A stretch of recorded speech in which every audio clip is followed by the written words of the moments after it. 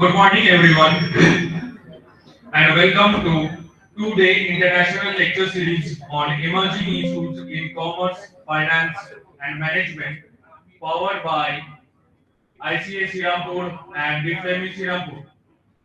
I would like to call upon the dais Dr. Srikanto Samunto, Principal, Nabagram Hiralal College, Sri Apurva Mujumdar, President, Governing Body, Nabagram Hiralal College, Professor Dr. Siddhartha Shankar Saha, Professor and former head, postgraduate Department of Commerce, University of Calcutta.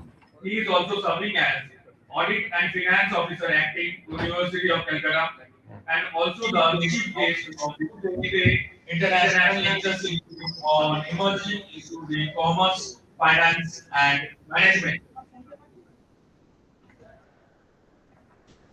We have among us Dr. Devasis Viswas, Resource Person, Associate Professor and Head of Department of Business Administration, Vidyasagar University. I would like to call him upon dais. So please.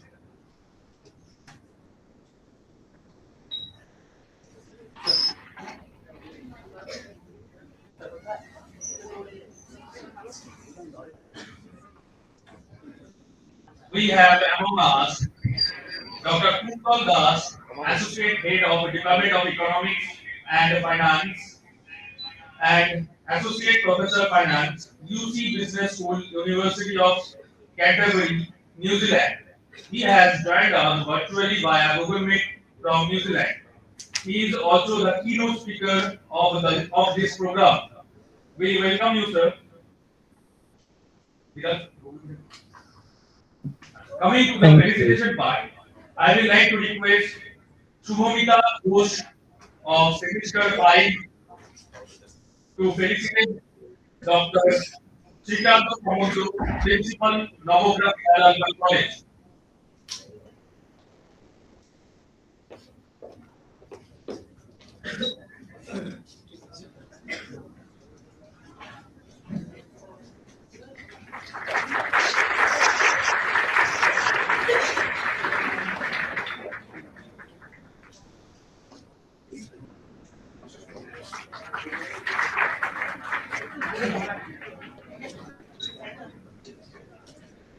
Next, I would like to request Rani Kulun of semester 5 to felicitate Dr. Mujumdar, President, Governing Body, Nabagram College.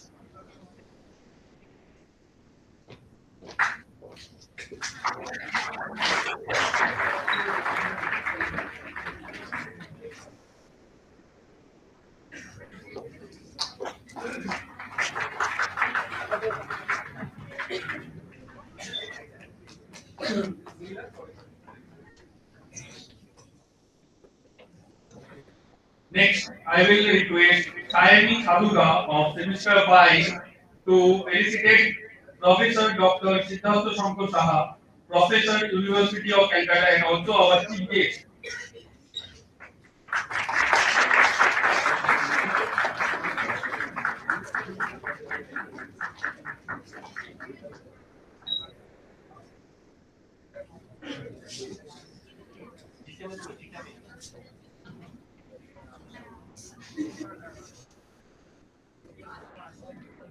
Next, I will like to request Pooja Dr. of Semester 5 to felicitate virtually Dr. Kushal Das, Associate Professor, UC Business School, and our keynote speaker.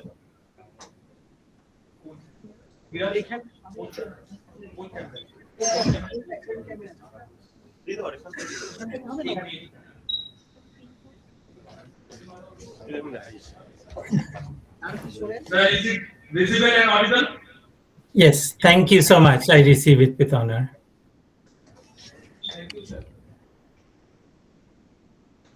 Thank you.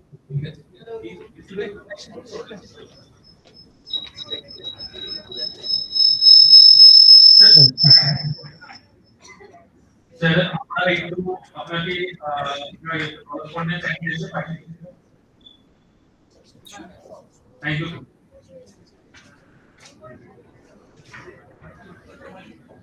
Next, I will like to request Neha Bhartwal of Semester 5 to felicitate Dr. Devashish Richards, Associate Professor and Head of the Department of Business Administration, Department of University.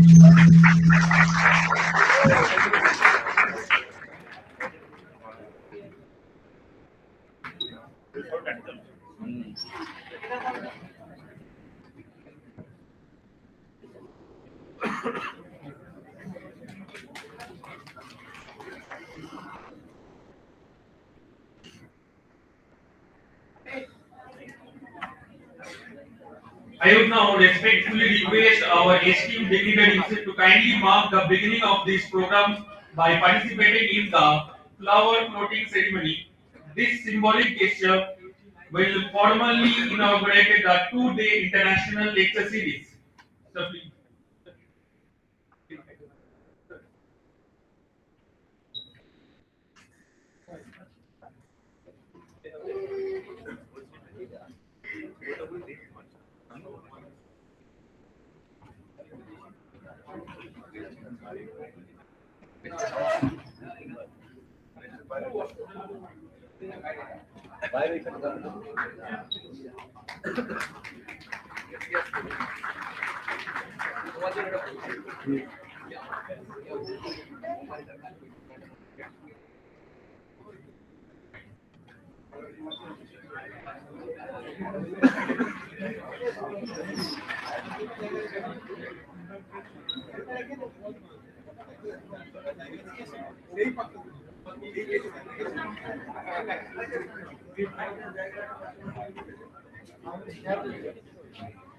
Thank you, dignitaries.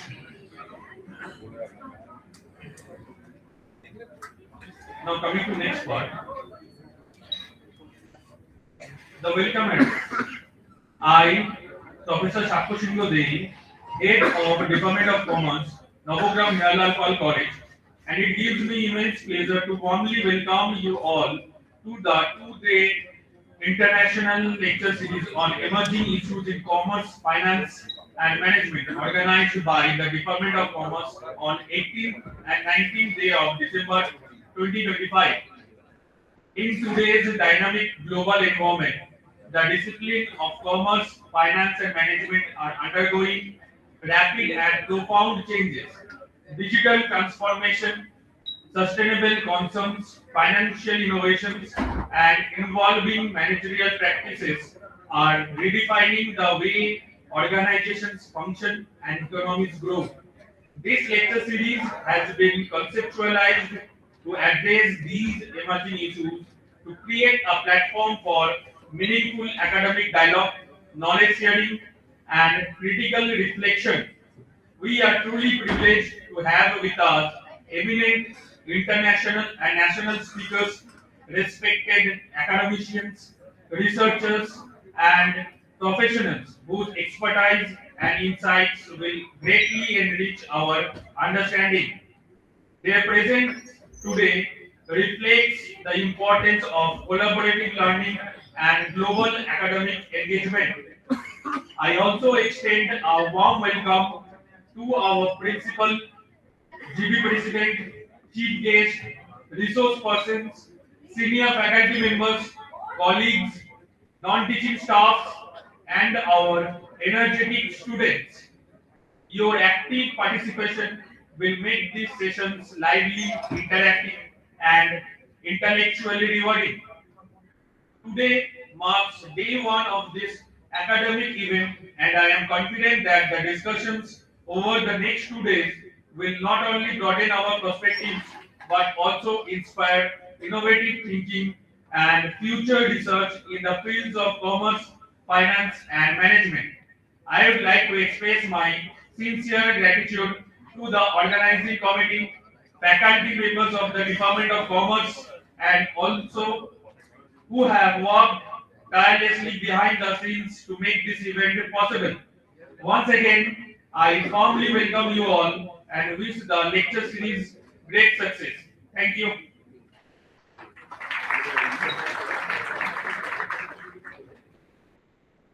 Now, it's my honor to invite our respected principal, Dr. Srikanto Samunto, to deliver the inaugural address. Dr. Samunto's constant guidance and academic leadership have always been a source of inspiration for both faculty and students. Sir, please.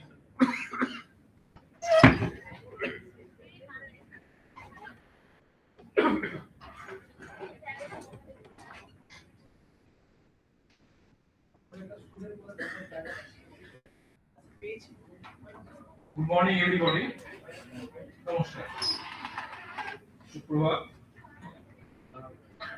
Honorable President, Governing Body, Sri Apurva Mujumdar, and distinguished guest, Professor Siddhartha Shankar Saha, Chief Guest of this session, Professor and former head, Postgraduate Department of Commerce, University of Calcutta. I think Professor Saha has a very brilliant academic career and administrative acumen. I'm just mentioning a very few of it. Keynote speaker, Dr. Kuntol Dasher. He is with us on online mode. Associate head, the Department of Economics and Finance, Associate Professor Finance, UC Business School, University of Canterbury, New York. Resource persons, one of the resource persons is also on the dais, Dr. Devashish Vishwas, Associate Professor and Head in the Department of Business Administration, Vidyasagar University, Midnapur, West Bengal. Dr. Sandeep Nandi, Associate Professor and Head, Department of MBA, Institute of Business Management and Research, Kolkata, Macau. I think Professor Nandi will speak tomorrow. Today also, yes. Another research person, Dr. Manoj Noskar, Associate Professor and Head, Department of Commerce, Raiganj University, West Bengal. Dr. Devashish Sur, Professor of Commerce, the University of Burdwan, West Bengal. Devashish Babu will speak tomorrow on the second day of the lecture series. Dr. Rajiv Bhattacharya, Associate Professor in Commerce, Economics, Goenka College of Commerce and Business Administration, Kolkata, West Bengal. And Dr. Anikan Ghosh, Professor of Commerce, Director, Center for Internal Quality Assurance, School of Professional Studies, Netaji Subhash Open University, MSU, Kolkata. And my esteemed colleagues of the Department of Commerce and other departments, and beloved student participants. It gives me immense pleasure to welcome you all to this two-day international lecture series organized by the Department of Commerce in collaboration with the Internal Quality Assurance Cell IQC of the college. I consider it a privilege to address this August gathering of academicians, professionals, researchers, and students who have assembled here with a shared commitment to learning and intellectual engagement. We are living in an era marked by rapid economic transformation, technological advancement, and global interconnectedness. The traditional boundaries of commerce, finance, and management are constantly being redefined. Digitalization, artificial intelligence, sustainability concerns, financial innovation, and changing consumer behavior have introduced new challenges as well as unprecedented opportunities. In such a dynamic environment, it becomes essential to critically examine the emerging issues that influence decision making at both organizational and policy levels.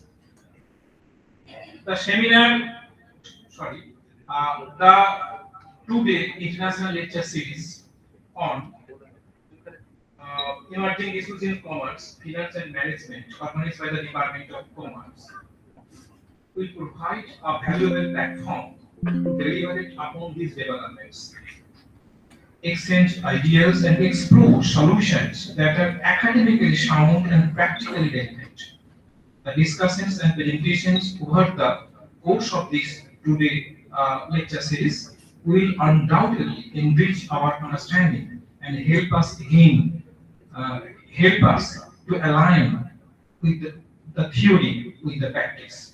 I am confident that the collective wisdom of the resource persons and the active participation of the students will make this seminar intellectually stimulating and fruitful. Such academic initiatives not only contribute to knowledge creation but also prepare us to respond effectively to the complexities of the contemporary economic world. Before I conclude, I would like to extend my sincere gratitude to the organizers and all the speakers and participants for their efforts and enthusiasm. I hope this lecture series will inspire meaningful dialogue, critical thinking, and collaborative learning. With these few words, I formally inaugurate this two-day international lecture series and wish it a very grand success. ওই মারাম্ভ শুভভবতু Dept beginning with auspicious. Thank you all. Namaskar.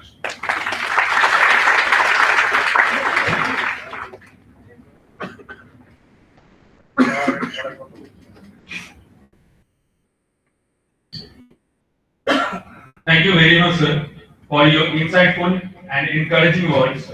Next, we have the privilege of listening to the guest of honor address by Sri Apurva Majumdar, the respected president of the governing body.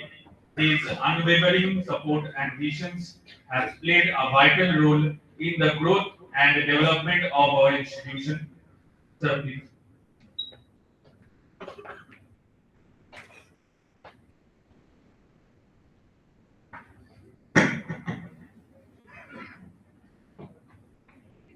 Good morning, everybody. Today, uh, emerging issue of commerce, finance and management organized by Department of Commerce. There present Professor Siddhartha Shankar Saha, Audit and Finance Officer Acting, Professor and former Head, Postgraduate Department of Commerce. There, Dr. Kuntal Das, Associate Head, Department of Economics and Finance, Associate Professor Finance, UC Business School, University of Canterbury, New Zealand.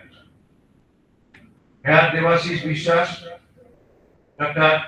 Devashish Sur, Dr. Sandeep Nandi, Dr. Rajiv Bhattacharya, Dr. Banush Naskar, Dr. Anirban Ghosh.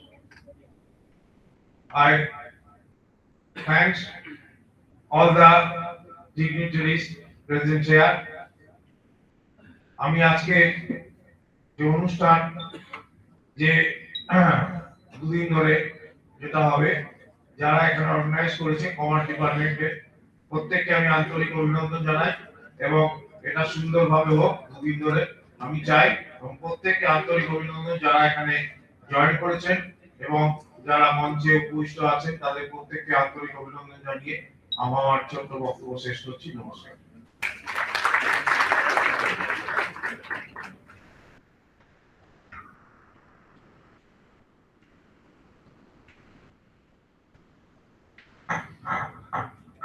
Thank you, sir, for your valuable address and continued encouragement. We now come to one of the most awaited moments of this session, the address by our chief guest, Professor Dr. Siddhartha Shankar Saha. We are indeed honored to have him with us today. Professor Saha is a distinguished academician whose contribution to education and policy discourse are widely acknowledged. He will be speaking on the topic Viksit Bharat 2047, Inclusive Growth, Education and Governance, a theme of immense national importance and contemporary relevance. Sir, please.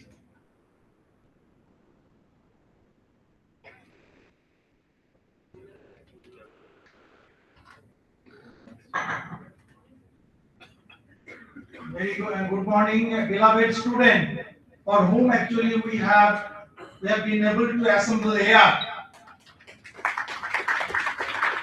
I think that is to understand the spirit of this lecture series from that is international seminar or conference, whatever you say, you call it, but actually this is basically for you, not for others. So therefore, gravity of this program, I think you will understand. So once again, that is our best wishes as well as a very good morning to all of you. And obviously, that is those who are human resources, we respect. That is all sections of your teachers, that means professors in this college, or maybe other allied colleges, or maybe.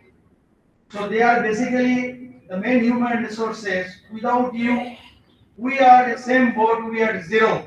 At the same time, without the dedication, without that is their catering knowledge, ultimately you cannot enhance your knowledge and you cannot grow.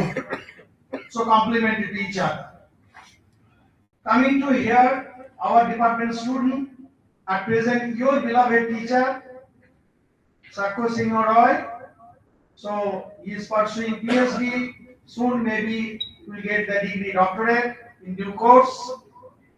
Here our department teacher, your department teacher, my department guest faculty, my brother Amarnath, very energetic teacher in my department, is serving the last few years, and your another senior teacher also there, and others also there. I'm not mentioning the name. Who is your leader of the institute? I don't have, online that is I talk with him, but now physically I find he's a great academician and also very nice person and dedicated to the student. He is, that is your respected principal. You understand what I'm saying. That is Dr. Srikanto Samanto. You are lucky because I am so impressed to come here today and then find there is entire environment. He and also his team, they are working, including that is students volunteer to teachers volunteer. And also, I had a small talk with your respected, the president, GB president, the Sri Apurva Mujumdar. He is not talking more, less talk, small speech, very nice person. Sri Apurva Mujumdar here. And also, my two beloved brothers, one from Vidyasagar University Business Management Department, my very near and dear Dr. Devashish Vishwas, good scholar, good teacher, and another scholar that is Dr. Nandi, Sandeep Nandi is on the way. He will be joining with us to be the speaker in our plenary session 1. And also, internationally, our also good colleague Dr. Kundal Das is also with us. After my small deliberation, then we will be speaking on a particular issue, considering that is major theme emerging issues in commerce, finance and management. The student plenary session basically that is in details that is you'll be able to understand the different issues related to your theme of the conference or seminar or lecture series. It may be on IPO market, it may be on other issues, but here there is innovation session, that is I do not take much time. I only trying to touch upon the one important vibrant issue, that is Viksit Bharat 2047, considering there is inclusive growth, education and also governance. So touch upon some important issues very briefly one by one. When I entered the college state Dept, University of Calcutta in the year 1992 to pursue my masters during 92-94, friend, so that time I found that just liberalization came out. Financial reforms, economic reforms started since 1985. So if we talk about Viksit Bharat 2047, then we must say the government's strategic vision to say that is, developed India. But why I'm referring the year 92-94? Because right from 1985, in line with the other countries across the globe, we found that slowly different countries they came into, accept that is idea about the financial reforms. In the hands of, it was the brainchild in India of the late Professor Manmohan Singh. He was that time the then finance minister. He became the prime minister later under the Congress government, Narasimha Rao government, if I'm not wrong. So many changes we found since 1985 to 1991, 1992. Since I was a student, I became the fortunate enough to be the master's course student in University of Calcutta during 1994. Just liberalization started. So LPG concept you know very well. That liberalization, privatization, and globalization. If we talk about the globalization, the real sense of globalization means I feel the mobilization of not only money, but mobilization of also labor. But what is happening at present and earlier also, the mobilization of money coming from foreign country to here, labor intensive country. But talk about the mobilization of labor, we are also labor, broader sense, in economics. But only skilled labor are migrated from India to other countries. Unskilled labor, semi-skilled labor, they may not have good scope. In this backdrop, we try to understand the considering that is liberalization concept and globalization concept. Two, maybe that is your financial inclusion concept or this project adopted by the central government a couple of years back into the making India to enhance forex reserve. Making India and make in India. And after that, it's a bad or good, that is different thing. So situation will speak about the matter. But ultimately then now, when I was student that time, everybody was talking about India, that is developing India. At present, the government vision, considering the Viksit Bharat 2047, developed India. Why that is we talk about that is Viksit Bharat 2047 as central government strategic vision, because India's long-term strategic vision to transform India into multi-decade national transformation, multi-decade development, inclusive, innovative, and sustainable, and self-reliant nation by the year 2047. If we talk about the background and context, so in that case, question may arise students' mind. Why 2047? Basically, we say it marks the 100 years of Mother India's independence. That's why 2047, this project has been adopted by the central government. I must say also, it's nothing but a symbolic milestone for entering the category of advanced nation. We come to the current status. As far as there is Viksit Bharat 2047 is concerned. So I must say, I must address to you, students, you can understand the current position of India. India is the 5th largest economy, but desiring to be top 3 across the globe. Trying to be. This is the vision, this is the objective of this vision like Viksit Bharat. Youngest major workforce, like you people, all these students, I believe each and every our entrepreneur, because your objective is to be the entrepreneur. Your objective is to not get job, maybe to provide job. You must not be job seeker. You must be job provider. Considering the idea like the entrepreneur. Everybody is talking about the job seeker. It's very difficult to accommodate a job to the all young guys. They have a more potential. They have a good brain.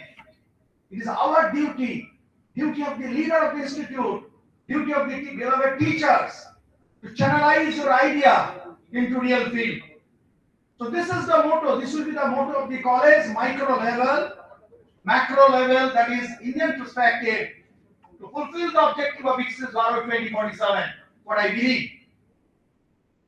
Then I must say the rapid use in digital public infrastructure. Friend, more or less you are using your iPhone, maybe mobile, you have e-wallet. I did not think of. My contemporary sitting here, they did not think of. 30 years back, e-wallet. We had a wallet on into our pocket, trouser pocket or bag. That is physical wallet. So you understand, you're getting the opportunity, e-wallet. This facility you are getting last 7 to 8, maximum 10 years. This is called development. This will be part of the Viksit Bharat 2047. If we come to that is increase integration into global supply chain, I must say also environmental and sustainability concern requires strategic action. What is the vision statement of Viksit Bharat 2047? If I talk about considering the developed India concept, I must mention the prosperous and high income economy, socially inclusive and equitable. You are getting more salary, you have four-wheeler. It is not real development. Real development like that, we should not have any bigger. Everyone must be literate. Everyone should have the bank account to be part of the financial system under the project Jan Dhan Yojana, financial inclusion, environmentally sustainable and climate resilient. When I entered this auditorium, under the leadership of our able and respected principal, such a way arrange this room. They say environmental friendly starting from inauguration to end and enter thing what I feel. We are so impressed with this visionary approach for the sake of the beloved students and stakeholders. Coming to the major pillars to address the Viksit Bharat 2047, my dear friend, I must say pillar 1 is the economic growth and global competitiveness. To address the economic growth and global competitiveness, I must say what would be the economic goal of this country? Till there is 2047 to fulfill this project. I must say that is economic goal here. GDP target is $30 to $35 trillion by 2047. This is the expectation. You know that is you are studying BCom, many topics, many subjects are there. Why do you evaluate the performance of the organization?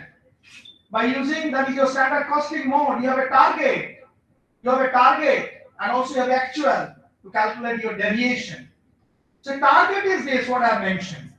Yeah, and then ultimately, in reality, what will happen So slowly we'll understand and accordingly we'll take the necessary measures to improve ourselves.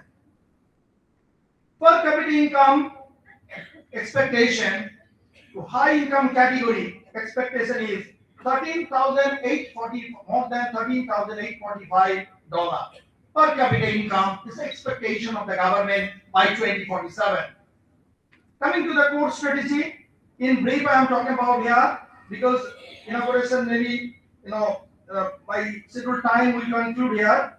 Core strategy may be manufacturing expansion, maybe Make India. Already I told you the concept 2.0, maybe electronics and semiconductors, defense, etc.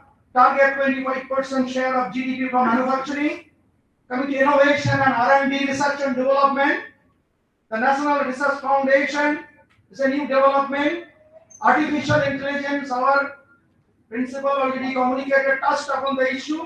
The quantum and biotechnology and robotic issues. India is a global innovation hub.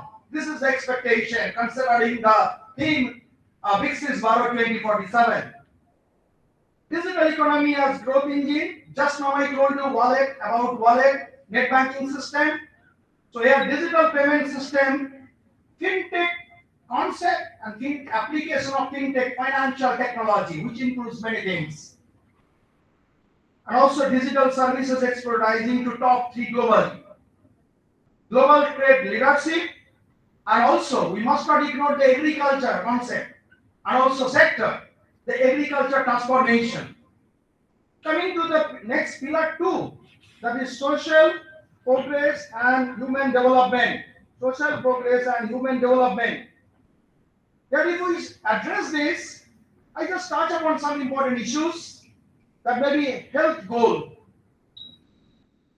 Considering the health goal, I must say here, the universal access to quality healthcare, reduction in out-of-pocket expenditure, coming to education and skill development. What I told you, you must be, the mindset would be job provider, not always job seeker. That means education and skill development, skill-based education. If we consider NEP, we don't know whether we have been able to incorporate all those seriously or not. Considering the motto of the UGC, the skill-based subject are supposed to be incorporated for the sake of our beloved students for whom this seminar has been organized. So that means national education policy implementation properly. It may be that is our skilling 50 crore youth by 2047. The world-class universities, research institution development, social inclusion, zero poverty target as I already mentioned, or women empowerment. This has become very popular across the country, across the globe. Then I am coming to that is our employment and livelihoods issues. Pillar 3 we talk about. Another important pillar 3 is that is infrastructure and urbanization and mobility. Here we consider physical infrastructure. If I refer that is central government project, Prime Minister, Gati Shakti, national highways, electric highways, energy and sustainability, the renewable energy target 500 plus gigawatt, green hydrogen mission, urban transformation, rural connectivity. Pillar 4 if we talk about, then I must say the governance, institution and security.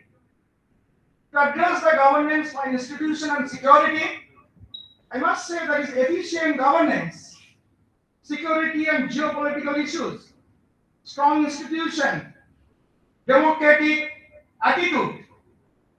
Finally, the key mission of the Viksit Bharat, if I point out, that would be that is green growth and net zero, Digital India 2.0, AI for India mission, National Logistic Master Plan, and many more. What would be the expected outcome of Viksit Bharat? The strategic vision of the central government. Expected outcome may be economic outcome, maybe developed nation status, high per capita income, a global manufacturing hub, innovation superpower, social outcome, the universal educational health, zero extreme poverty, skilled global workforce, and gender equal society. I think that is from your teacher, you may be aware of that is concept is, rather project is SDG, Sustainable Development Goals, 17 goals across the globe. So those who are the group countries, they are trying to fulfill that. And also considering the ESG concept, environmental, social, and governance issues. That also will be the part of the Viksit Bharat 2047, no doubt about that. Coming to the environmental outcome, it may be the clean air, water, and waste management. Then coming to that is our governance outcome, transparent and accountable public system, paperless, faceless, digital first governance. Your young guy, just after pandemic, is a bad practice or good practice, I don't know. The many students, majority students, they prefer there is PDF file, PDF notes. So good or bad in long run, I don't know. That your teachers will ask you, teachers will guide you. But you feel comfortable that a PDF files than the textbook or reference book. It's a part of the digital system. So therefore, it has the bad side and good side both. You limit a resource to study. So in that case, at present, somehow you manage, long run you cannot manage. Finally, I must address that these challenges for achieving the Viksit Bharat 2047. Employment generation for a rising workforce, the most biggest point across the country. The climate change and extreme weather. Climate change, you see, at present we are going through the winter session. Is it the winter? The impact on your environment because of many issues, so that you understand what I'm trying to say. The energy transition financing, urbanization pressure, economic inequality, need for high quality education skills. So many things are there. So I do not extend my deliberation initially now because we have another session. There I touch upon some important issues. And finally, I conclude by saying that to address the theme, Viksit Bharat, the Viksit Bharat 2047 aims to save India's future by creating a nation that is economically strong, socially inclusive, intellectually empowered, environmentally sustainable, and governed with integrity, which is very, very important. In our life, your young guy, always keep in mind that is you fulfill your objective, but not compromising your integrity, not compromising your honesty. Your backbone will be straight. And then with that, you can develop yourself and you can help others. Micro sense, macro sense, Mother India will grow. Thank you very much.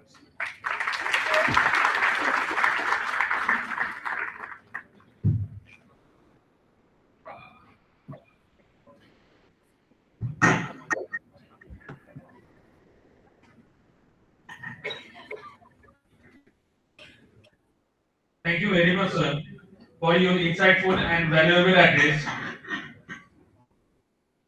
We now move to the keynote session of today's program, which is significant segment of this international lecture series. Dr. Kuntal Das will be delivering the keynote address on the topic Psychology of Investment in the Financial Markets. Sir, please. Sir, is it audible and visible, sir? Yes.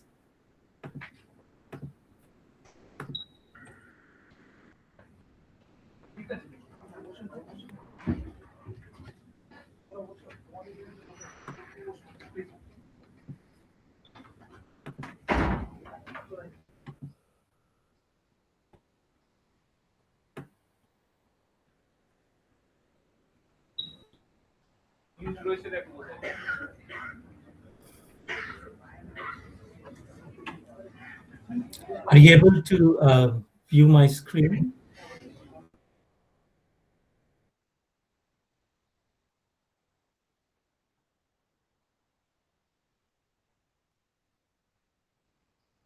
Okay, wonderful. Right. Thank you very much for inviting me to this event. In particular, Dr. Samanto and the organizing committee. It's a great honor to be here and delivering this lecture. Um, as I understood, this is primarily for the undergraduate students, in particular the commerce and finance students of the college. So my address is specifically talking to them about a particular area of interest which has really grown over the last few years. So what I'm going to talk about today is on the psychology of investing in financial markets. Now,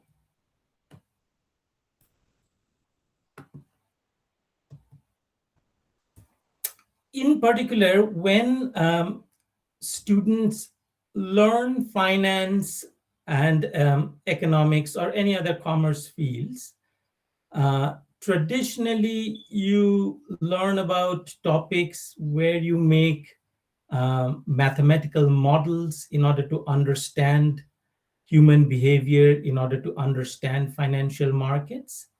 And underneath these markets, underneath these decision making, is our assumption that people work in a rational way. Okay. So rational expectations, rational behavior is at the heart of modeling any sort of theory or understand any phenomena that we have in a classic textbook setting. So be it in finance, be it in economics, or be it in any other fields. Okay. What has really grown in the last 20, 25 years is the field of what we call behavioral finance or behavioral economics. Okay. We see a lot of phenomena happening in the world, in financial markets in particular, or global policy making in general, that traditional models of finance and economics is unable to explain. Okay. And that's where is the field of behavioral finance, or understanding the psychology of investors, understanding the psychology of managers, understanding the psychology of individuals, in order to understand how we make sense of what's going on. Okay. So the main theme of my talk today is to see how human emotions, in particular cognitive biases, okay, how we think, and the social influence shape investment decision making. Okay, so it's the environment that we live in, it's the cognitive biases we might have in order how we have grown up, in the environment we have been brought in, and the emotions that we carry with ourselves. Okay, we are all very different. So all of these things together actually influence the way we work as individuals, we work as consumers. Similarly, in the financial markets, be it retail investors, being institutional investors, a lot of these biases coming in this decision making. Okay, so these things often diverge from that purely rational or mathematical models that textbook economics or finance tell us. So what I present to tell you today is give you a few examples and lay out how these human emotions or influences often help or sort of misguide us in our decision making. Okay, and help you understand some of those biases, and in particular be aware of those biases in the decision making. Okay, and I'll elaborate some of those biases as we go on and try and understand how that psychology works in financial markets. Okay, I'll start with a first example of how sort of investor attention affects stock markets and investment markets. Okay, I'm not sure. Some of you might be aware. Many of you are probably too young to know that, or probably not even born at that time. On Thursday, November 1997, a cover article was published in Nature. Okay, so Nature, as you know, is Nature and Science. These are the two renowned international journals of science. So in Nature, an article was published that claimed that a particular discovery of cancer drug was being found. Okay, which was that company? That was Antremed. Okay, what happened at that time? As soon as the article came, the stock price of Antremed, so that's a small biotech company developing that drug, that stock price did change and it rose by 28% on that day, but then again it dropped. Okay, so this is Nature, one of the leading scientific magazines, publishing something, and they're telling you a new cancer drug is coming out, and of course the company making it had to get an influence in their stock prices at that time. Okay, but compare it to 6 months later, what happens? Okay, that story, that 28% rise that you see because of the article coming out, that exact same story gets published 6 months later in May in 1998 in the New York Times Magazine. Okay, so although there was no new information, this information was already out in the market 6 months ago. Nature published it, everyone knew. So without any new information, as soon as New York Times Magazine publishes the exact same article, stock price of Antremed rises from around $12 per stock to around $85 per stock on that same day. Was more than a 600% rise in the return of that stock, okay, which was an exceptionally true, a big return.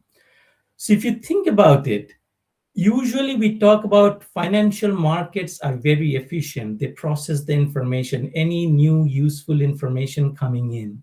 So the useful information was already out in the market in November, where the stock price was affected, but compare it 28% to 6 months later, 600%. Okay, there's no comparison. So this is one example of how investor attention or investor inattention can drive financial markets, right? So truly efficient market hypothesis will not be able to explain a certain kind of this phenomena.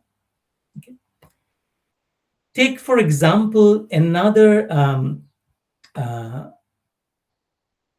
case, which I know if some of you might or might not have seen this.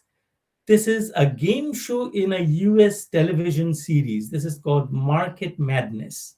Okay, so it's a popular TV show hosted by a person called Jim Cramer, who acts as the host of the show. And what he does in that show, Mad Money, is he becomes a stock picker and acts as a portfolio manager, right? So it is actually a TV show where this particular TV show show host is picking stocks and recommending stocks. Now think about yourself. You have tuned into the TV, you are watching a program, you see a particular person in that program randomly recommending stocks. Of course, he might or might not have done some research, but think about yourself. Would you invest or trade based on this person's recommendations? Okay, if you're putting your money, okay. Even if you do so, would you buy on those stocks that he recommends or even short them, that is borrow money in order to buy those shorts? Okay, you can ask for yourself. This is a game show, a particular person is recommending, you want to put in your money. Would you just go by tuning it in that TV show and without doing your own due diligence, making investment based on those recommendations? Okay, what do we find? The stocks, if after each of these episodes, the stocks that he recommends experiences a 3% abnormal return overnight. Okay, these are immediate market responses, even though the show airs after the New York Stock Exchange trading hours. Okay, so even if this is after hours trading, just based on those game show, the stocks that he's recommending is experiencing not a normal return, an abnormal return of 3%, right? So this is over and above what you would expect that stock to be, okay? We also see that a significant amount of short selling happens during the normal day based on those recommendations. Okay.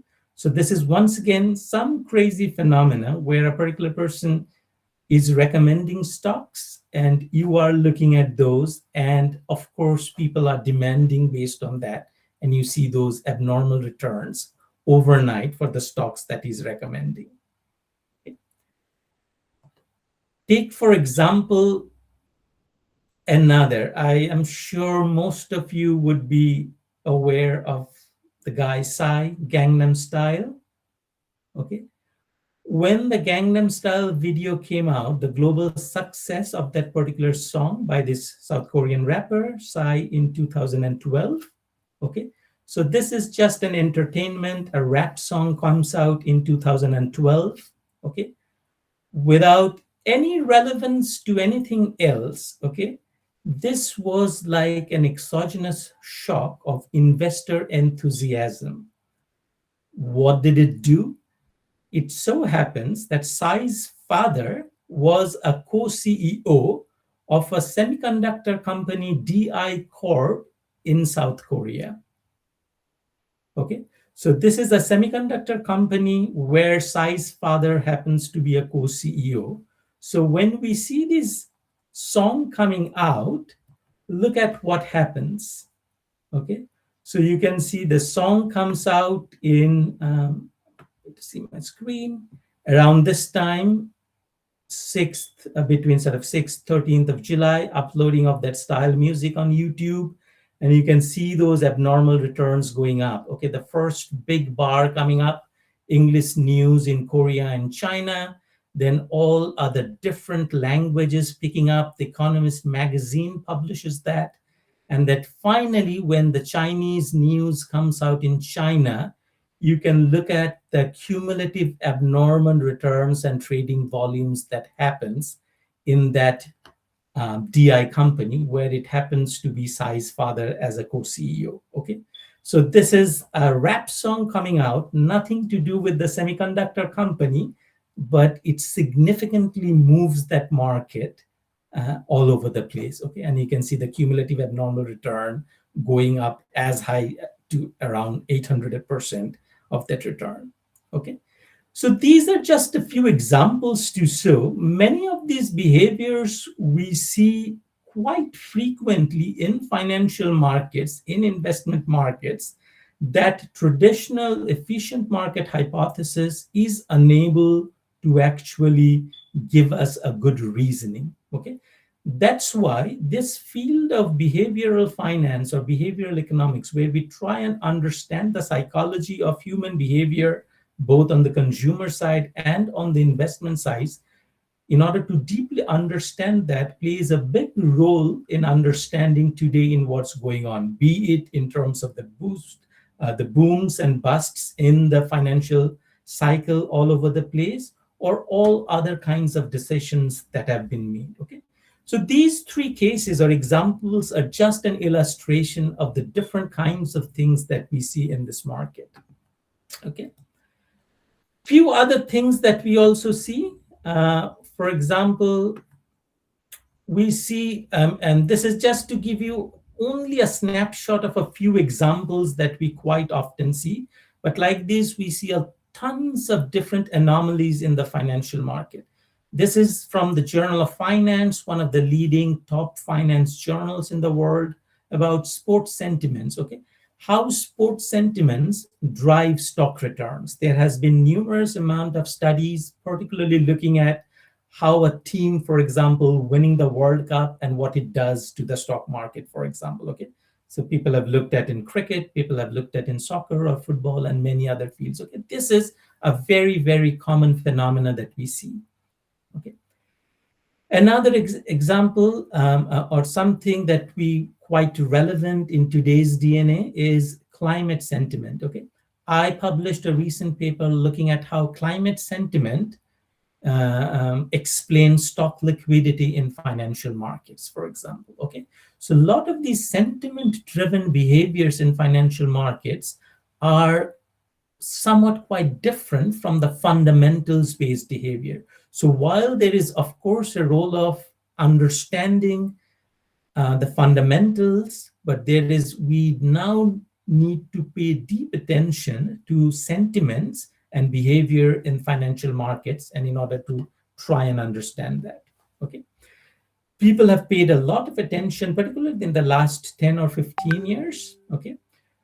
A group of scholars have created an index which is called a Fierce Investor Sentiment Index. Okay, what the Fierce Index does is actually construct financial and economic attitudes revealed by different kinds of surveys. So we look at what different governments announce. Okay, and in particularly today, in terms of what is truth, what is fake news, and how those kind of sentiments can trigger financial market behavior. And you can see these are all studies published in the leading finance journals that show that investor sentiments are driven by these kind of attitudes, for example. Okay. In particular, in the last 10 or 15 years, a really, really important thing that has come out is what we call textual analysis. Okay.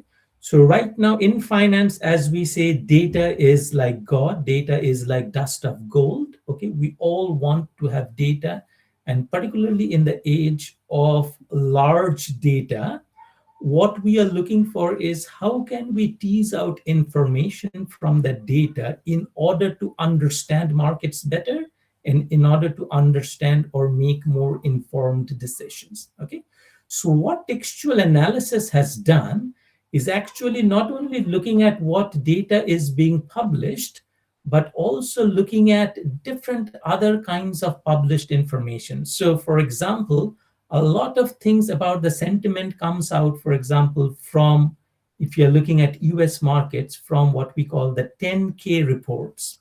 What are 10K reports? These are the reports that all financial companies have to file with their Securities Exchange Commissions. So in those financial reports, they talk about the conference calls that the managers and the investors have, and these are transcripts of those calls. Okay, so what today the leading finance and economists are looking at is in order to decipher from those conference call, are there useful informations that we can get? Okay, are there useful sentiments that we can get out of those calls? Okay, they are also looking at, for example, if the Reserve Bank goes out and the Reserve Bank governor is giving out a speech, okay, or when we have the monetary policy statements being published, okay, we look at those statements, we hear what the governor is saying, we look at what the presidents and the prime ministers are saying, and we try and infer, is there useful information from the market in order to look forward of what's going to happen. Okay, so not only we look at what data is being published, but actually from these phrases, from these conversations, we are trying to create information and trying to see, can we make better informed decisions? Okay, so particularly for you going forward, okay, one of the useful tools I encourage all of you is to be able to learn some kind of a programming language in whichever way you go, okay, in order to analyze. For example, you would know Python, for example, has been a really, really important skill to speak up. So when we use Python and you look at these kind of models, you can actually tease out a lot of information from all of these kind of reports and create your own data and analyze that data to give you better informed decisions. Okay, so this is the way where we go. So what we do see is, in general, these kind of useful novel information that we nowadays tend to gather gives us much richer information that behavioralists, okay, or people in behavioral finance use it, and that could be used with traditional finance in order to understand these markets better. Okay, so if you want to understand a little bit more what traditional finance and behavioral finance, where the similarities and dissimilarities in that sense, traditional finance, as I said, assumes people are rational, assumes markets are efficient, right? So they are telling us that everyone is able to make unbiased forecasts about the future, as if we have perfect information as statisticians. We have unlimited willpower in terms of being able to process that information. Okay. In reality, that's not the case. Okay. In reality, we know whether we are consumers or we are investors, we make imperfect decisions. Okay. And that's okay. Okay. We cannot make perfect decisions. Okay. Why is that? Because we also have our cognitive um, abilities. Okay. We are trying to process information. There is a lot of information that has to be processed. So we are prone to making that cognitive error. We cannot be 100% guaranteed to make the right decisions. Okay. Even though we might tend to believe we might have good intuitions, in general, we have very poor intuitions. Okay. We also go with not just analyzing stuff, we are often driven by emotions and feelings. So rather than trying to optimize our behavior, we try to satisfy our decision making. Okay. So all of these imperfections lead us to differ from what traditional finance models will tell us. Thus, it's really, really important to understand these behavioral finance, where these psychology comes from. Okay. And if you look at stuff, this gives you a sense of the cycle of uh, uh, uh, investor emotions. You can think about it, always goes on a cycle, right? You can start from optimism, excitement, thrill, euphoria, and then going down denial, anxiety, fear, depression, panic, despondency, and again, slowly, skepticism, hope, relief, optimism. Okay. That's life. That's how things go on. We go on in the cycles from optimism to euphoria to despondency to optimism. Okay. And our behavior changes. So we do need to understand where this comes from in order to be able to make better decisions. Okay. This is something, and I encourage sort of all of you to go and have a read. There has been in the last, particularly 15, 20 years, a lot of work has to be done. But even if you go back a couple of centuries, starting from Adam Smith, those of you studying economics or commerce would have heard about Adam Smith. He has written in his books long time back, individuals weigh out of pocket costs more than the opportunity costs. Okay. They have self-control problems and they are overconfident. So there is no reason to believe we act in a rational way. Okay. In the last few years, some of you might have heard the name of Daniel Kahneman. He won the Nobel Prize in 2002. Again, I encourage all of you to go and read his book over here, where he writes, "A comforting conviction that the world makes sense rests on a secure foundation." What is that? Our almost unlimited ability to ignore our ignorance. Okay. We believe we know a lot. In general, we do not know a lot. Okay. And similarly, you can see in the last 10, 15 years, how many people in this field has won Nobel Prize. Robert Shiller won the Nobel in 2013, written this book, Irrational Exuberance, for example. Richard Thaler won the Nobel Prize in 2017, written the book Nudge. Once again, these are really, really good readings. And if you go, try and have a look at this book that tries and explains this behavior, this psychology of investments or other behaviors that we see in the market. Okay.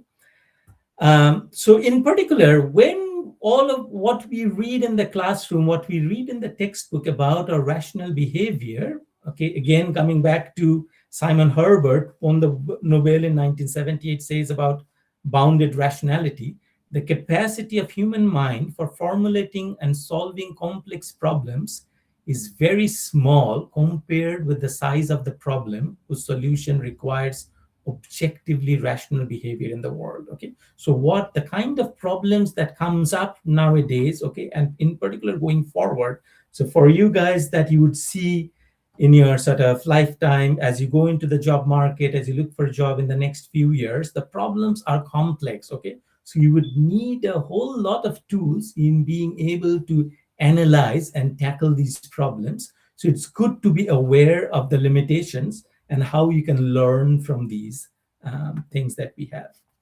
Okay, so in order to understand this, in order to see where things can go wrong, what kind of biases we might have. Okay, we have something like what we call the cognitive bias codex. Okay, you can look at this beautiful diagram.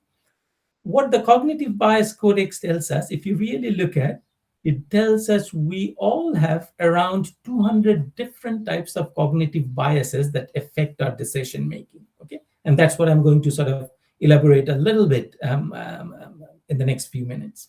Okay, so we might not have sort of, for different people, some of those biases may be strong, some of those biases may be light, but we are all subjected to these different kinds of cognitive biases that we have in our heads in terms of what we process. So what we do tend to do when we have information, when we see things happening, we store memories of these events, okay? And these memories are stored differently from different people, okay? And that's how it is stored, because we all perceive it and experience it in a very, very different way. So the same kind of event might move me in a completely different way than you. Okay, so thus the information that we process or we would like to store from that event is very different. So when it comes to using that information, that will get used in a very different way. Okay, so we might tend to then disregard the specifics and try to make generalities based on that kind of information that we have stored in our brain. Okay, one of the fundamentals that this does in terms of these biases, particularly in the context of financial markets, in the context of investment, is it leads to either an overreaction or an underreaction. We will not behave rationally every time. Okay, and bulk of the research, as I said, in the last few years have shown that investors have tended to overreact or underreact to the new or old kind of information that comes in based on the information that's stored in their brain. Okay, so just to give you a few examples, there are a lot of examples, but I'll give you a few sort of key aspects of these decision makings of either an underreaction or overreaction on our part. Okay, so for example, if you're thinking about underreaction, two or three of the common things are what we call anchoring or overconfidence or loss aversion, for example. What's anchoring? Investors are often tied to existing things that are present. Okay, so they like to stay with the status quo. Okay, so based on the status quo, where it's starting, that's when you can lead to what kind of information you are processing. Okay, overconfidence, it is too often that investors are too much overconfident on their ability to take decision and ability to process information. Okay, and that can lead to a different kind of decision making. Okay, loss aversion, okay, whether it's individuals or whether it's financial and analysts, for example. Okay, in general, we are loss averse. Okay, so when it comes to decision making, that's also a kind of a cognitive bias that helps. Okay, we are less likely to be happy in terms of what we gain, but more likely to be unhappy for the same amount of loss. Okay, that's the kind of loss aversion we all inherently have. Okay, and I'll give you a few examples as we go along. Okay, so for example, let's start with on the other hand side, also to give you some examples, causes of overreaction. Okay, representativeness. Okay, people tend to infer that a single observation represents the entire population. Okay, we trend to go from specifics and generalize in terms based on events. Okay, availability. Okay, people tend to overestimate probability of low events, for example. Okay, herding. There is a herding behavior. If someone else or a group of people are doing it, it must be good or it must be bad, depending on the context. Okay, we are very likely to mimic herding behavior or mimic actions of other people's. Okay, whether knowingly or unknowingly, these kind of biases creep up. Okay, perhaps the most common and robust finding in behavioral finance is this aspect of overconfidence. Okay, we systematically overestimate our decision-making abilities which may have other kinds of evolutionary reasons. Okay, this is a very, very established facts that we more often than not we feel too overconfident in our abilities. Okay, what are the different ways in which we can think about overconfidence? For example, overestimation. Okay, this is of one's actual level of ability, performance, chances of success, or the level of control. Okay, we overestimate this. Okay, the second way might be over precision. Okay, that we are over precise in the accuracy of one's beliefs. Okay, also known as one sort of miscalibrations that we have. Another example is overplacement in terms of one's own ability, okay, relative to others, that you think compared to that average person, you can do better or you are better at being able to take decisions or being able to make informed decisions. Okay. So just to give you a very interesting example, Washington Post often does this kind of polls. In a recent polls, they asked Americans about different things, right? And you would see, on average, you would see this number. So they asked about different kind of observations. Okay, are you honest? What is your common sense? Do you think you are intelligent? Do you think you are good looking compared to the average, right? And if this is a large enough sample, you would expect after we gather the data, this number should be close to 50%, right? Because this the average should be 50%. But this poll, very interesting. It says in that survey, 94% of Americans said that they were above average in honesty, right? That cannot be true. 94% of people cannot be um, above average honest. 89% tell that they are better in common sense than the average. 86% people believe they are more intelligent than average. 79% people think they're more good looking than average. Okay. By definition, average should be 50%. So this number, so this gives you an example that we are all overconfident about our own beliefs. Okay. Similarly, investors, they believe they can beat the market. For example, during the 2000 market peak, around two-thirds, around 67% of US finance executives believed that markets undervalue their securities, right? So if you look at on average, again, it should be 50%. Okay. So how does this kind of overconfidence have an impact in our decision making? Okay. Primarily three different ways these overconfidence comes in. Okay, as I've illustrated in this graph. For example, concentration. Okay, if you go from diffidence, as your level of confidence rises, you can concentrate better. Okay, but you can see an inverted U shape. What does it mean? As you tend to become overconfident, your concentration level goes up. Okay, excuse me, your concentration level goes down.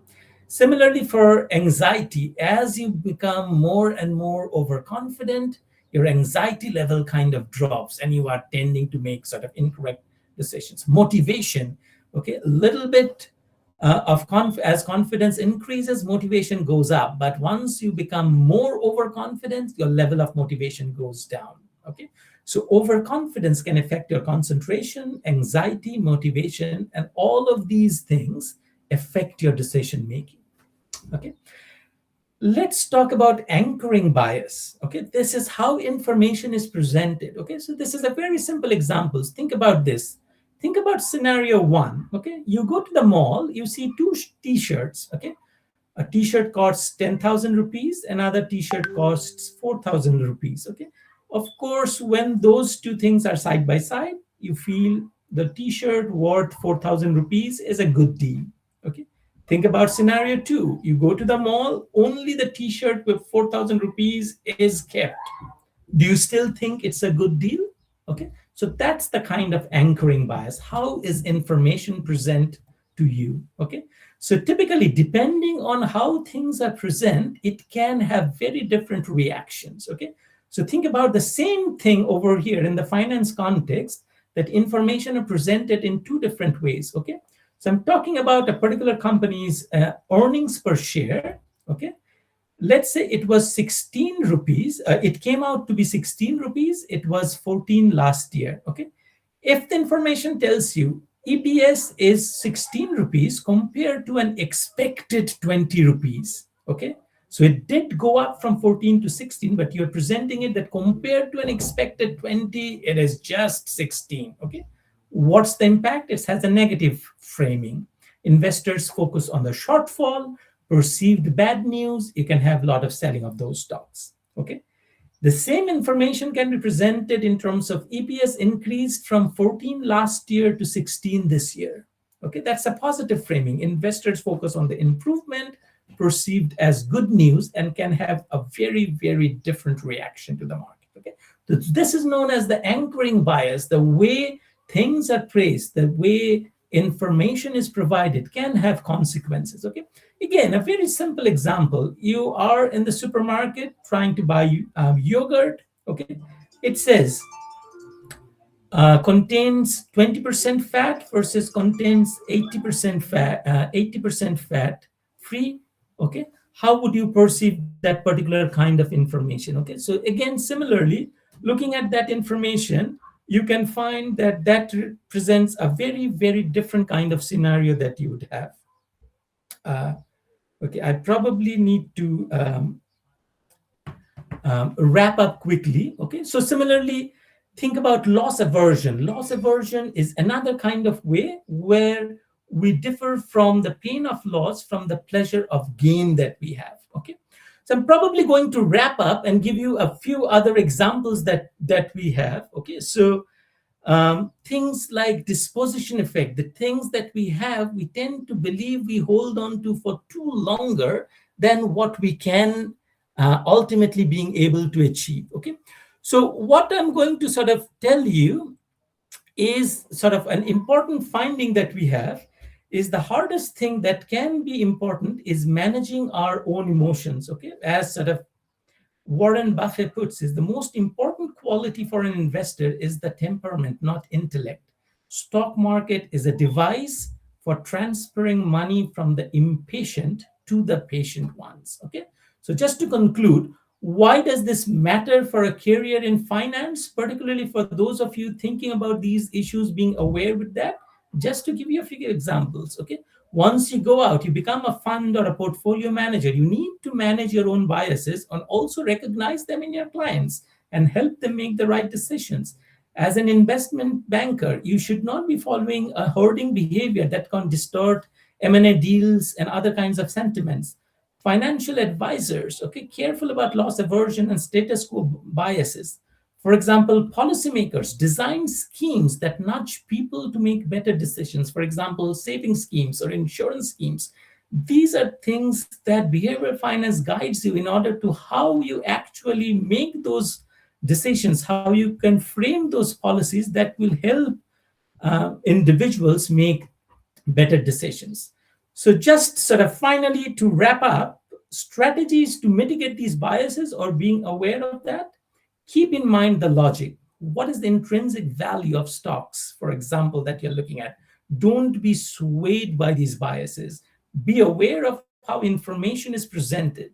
Have checklists and rules. Write down the criteria in advance. Okay? Don't follow that herding behavior. Argue both sides of the trade, pros and cons. Seek out opposition to your ideas. Okay? Challenge yourself in terms of what you believe is the truth and encourage feedback that you have. Okay, remember, biases cannot be eliminated. We all have biases. They will not be eliminated, but they can be managed. And if can be managed well with the information that you have, you should be able to make much, much, much better informed decisions that you have. Thank you.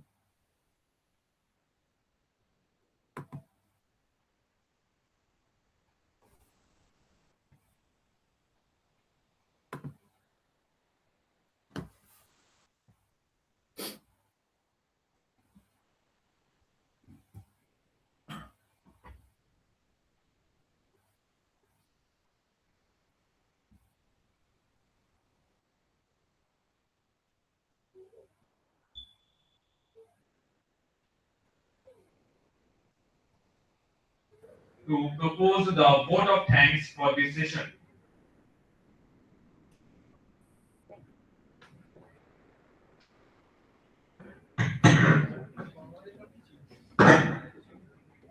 Good afternoon. Am I audible? It's my privilege to propose the vote of thanks for this international lecture series on emerging issues on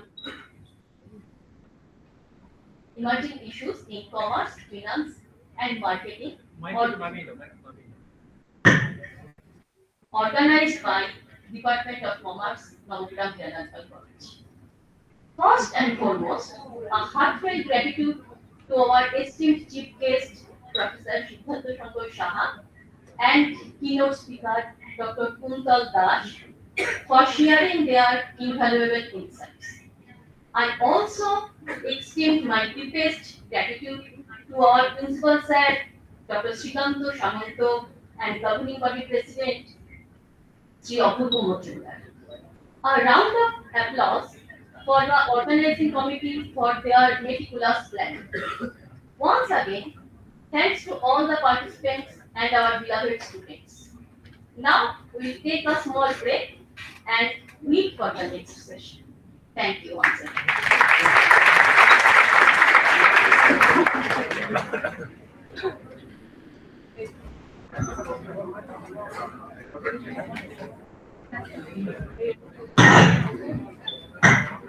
Thank you, madam. Actually, we have planned for a 10 minutes break, but there is a change in the schedule. We will be heading straight towards the panel discussion one. We are running late. We will be heading towards panel discussion one. Kuntal sir, this session is over. Okay. We will be heading towards the panel discussion. Okay. Then we are not taking the break. Okay. Thank you so much for inviting me. I look forward to hearing back from you again. Thank you. Thank you, sir. Thank you very much.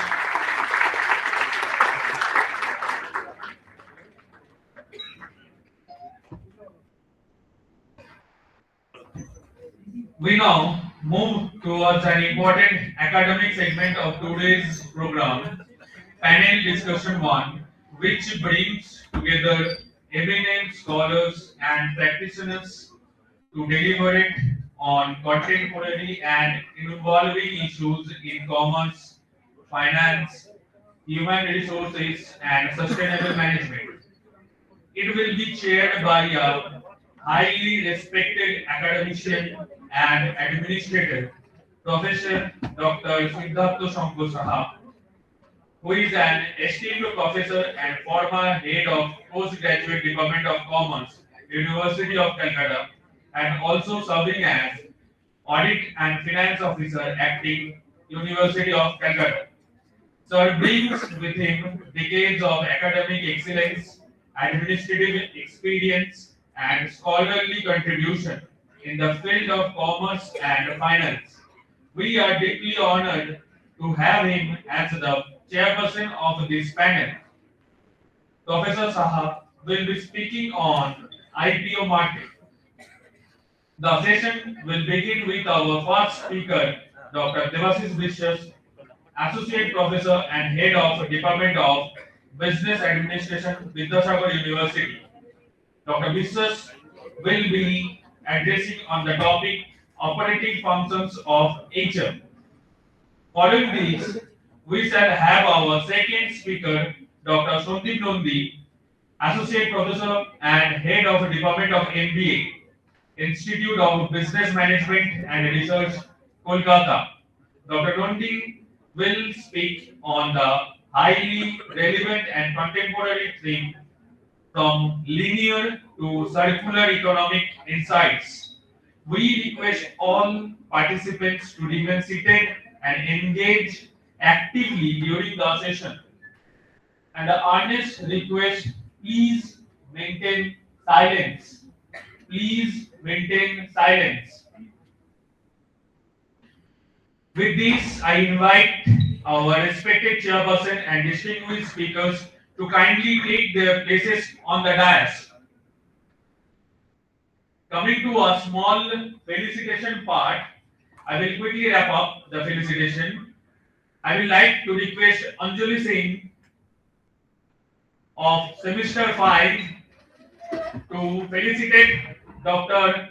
Sandeep Nandi, Associate Professor and Head of Department of MBA, Institute of Business Management and Research, Kolkata.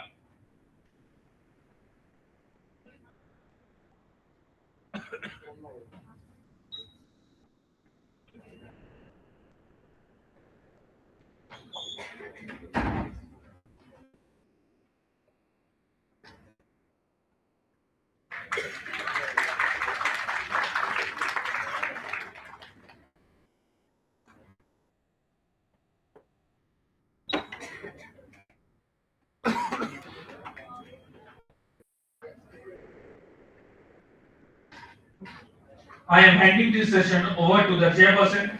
Sir, please.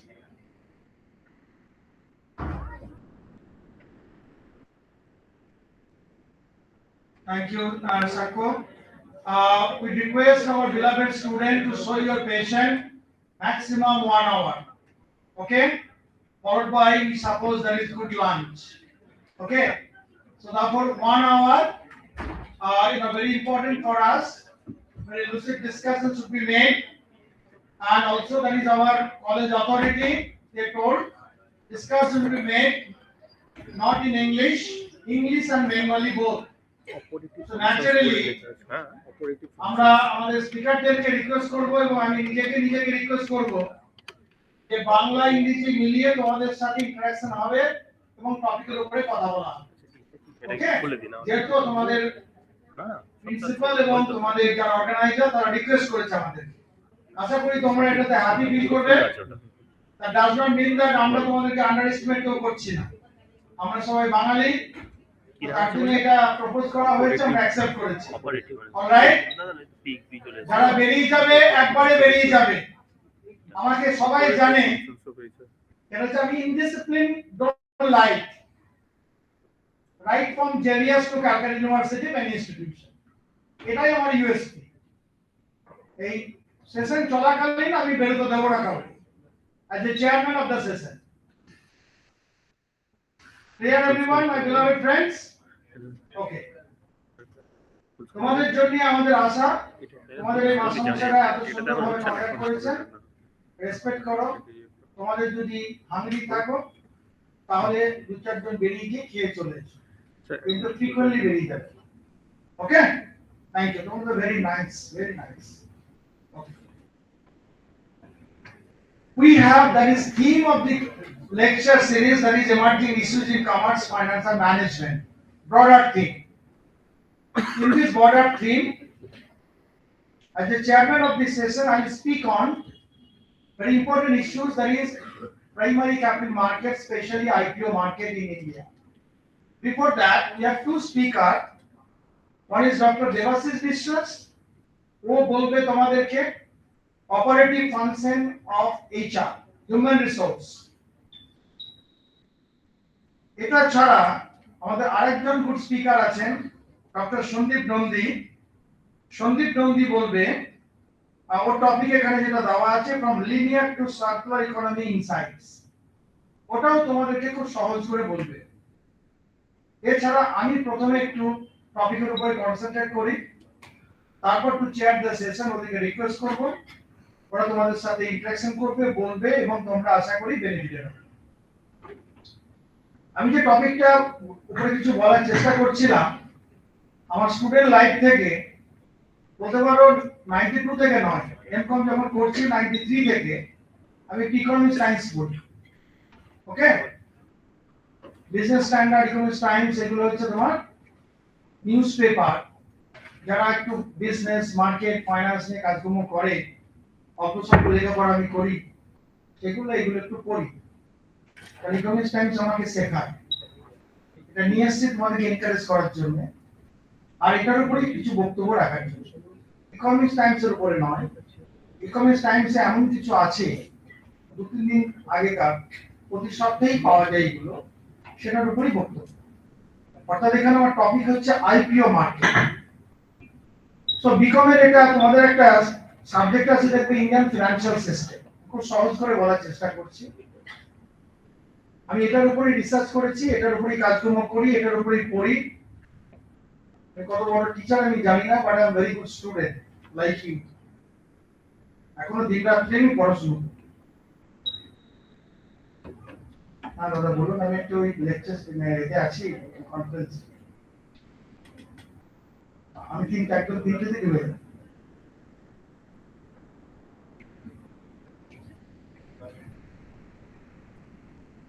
ও আচ্ছা, কিন্তু ওই মিটিংটা তো 3টের সময় না?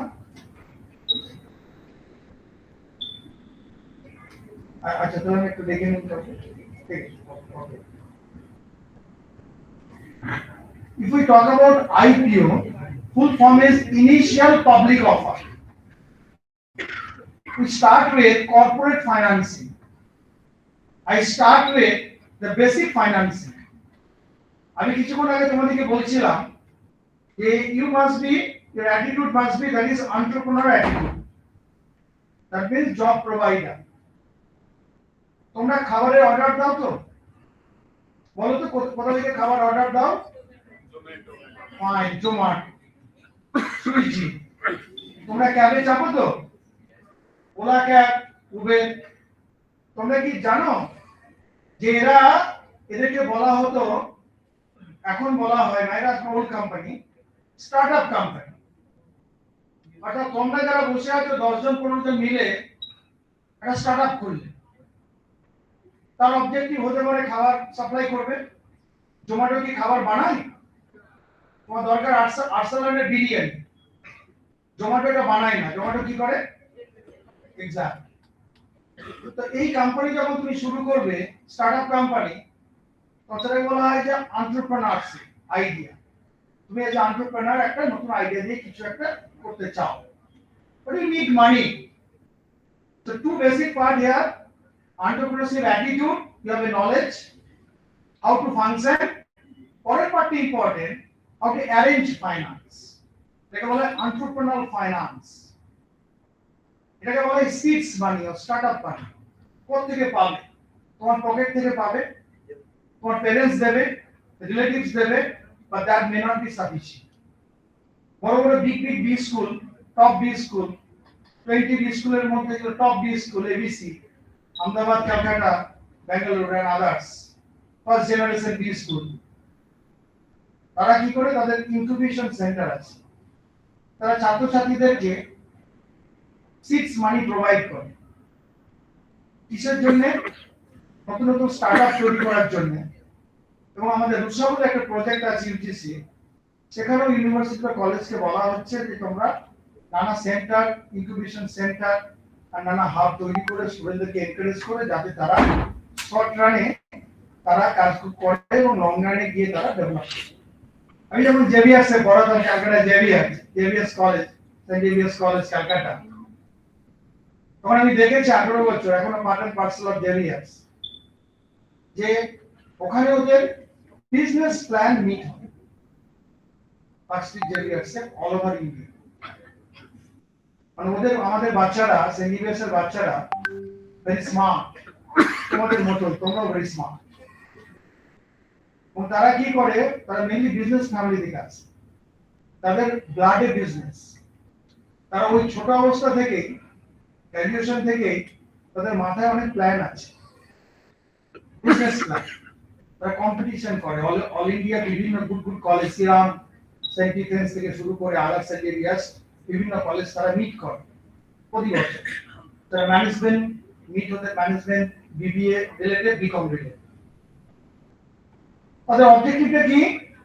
সেখানে তারা meet করে সেটা প্রেজেন্ট করে তাদের বিজনেস প্ল্যান কি। এই বিজনেস প্ল্যানটা মিট করার পরে তখন তারা ওখান থেকে চেষ্টা করে ফাইন্যান্সটা কিভাবে অ্যারেঞ্জ করবে। সেই ফাইন্যান্স অ্যারেঞ্জ করার বেসিক পার্টটা যেটা বলে দিলাম, নিজেদের ওন মানি থেকে হচ্ছে তোমার startup money, angel fund, venture capitalist, maybe macro loan, bank, finance institution, তারা এই সমস্তগুলো দেবে। এই যে ধাপে ধাপে তারা pre seed, seed stage, slowly তারা নিজেকে গ্রো করছে। তোমার মতোই তুমি বাচ্চা ছিলাম এক সময়, কি বলো? আজকে I am going through 55 plus, তোমরা এক সময় 55 প্লাস হবে। Terms of age, in terms of knowledge, in terms of your caliber, efficiency, in terms of your performance. তাই তো সেইভাবে তোমাকে তৈরি হতে হবে। জোম্যাটো আজকে যাকে বলছো স্টার্টআপ ছিল, সেই জোম্যাটো কিন্তু মার্কেটে আইপিও নিয়ে এসেছিল, রাদার আইপিও মার্কেটে ঢুকেছিল, অর্থাৎ যখন ম্যাচিওর স্টেজ। বলতে পারলাম কিসের জন্য?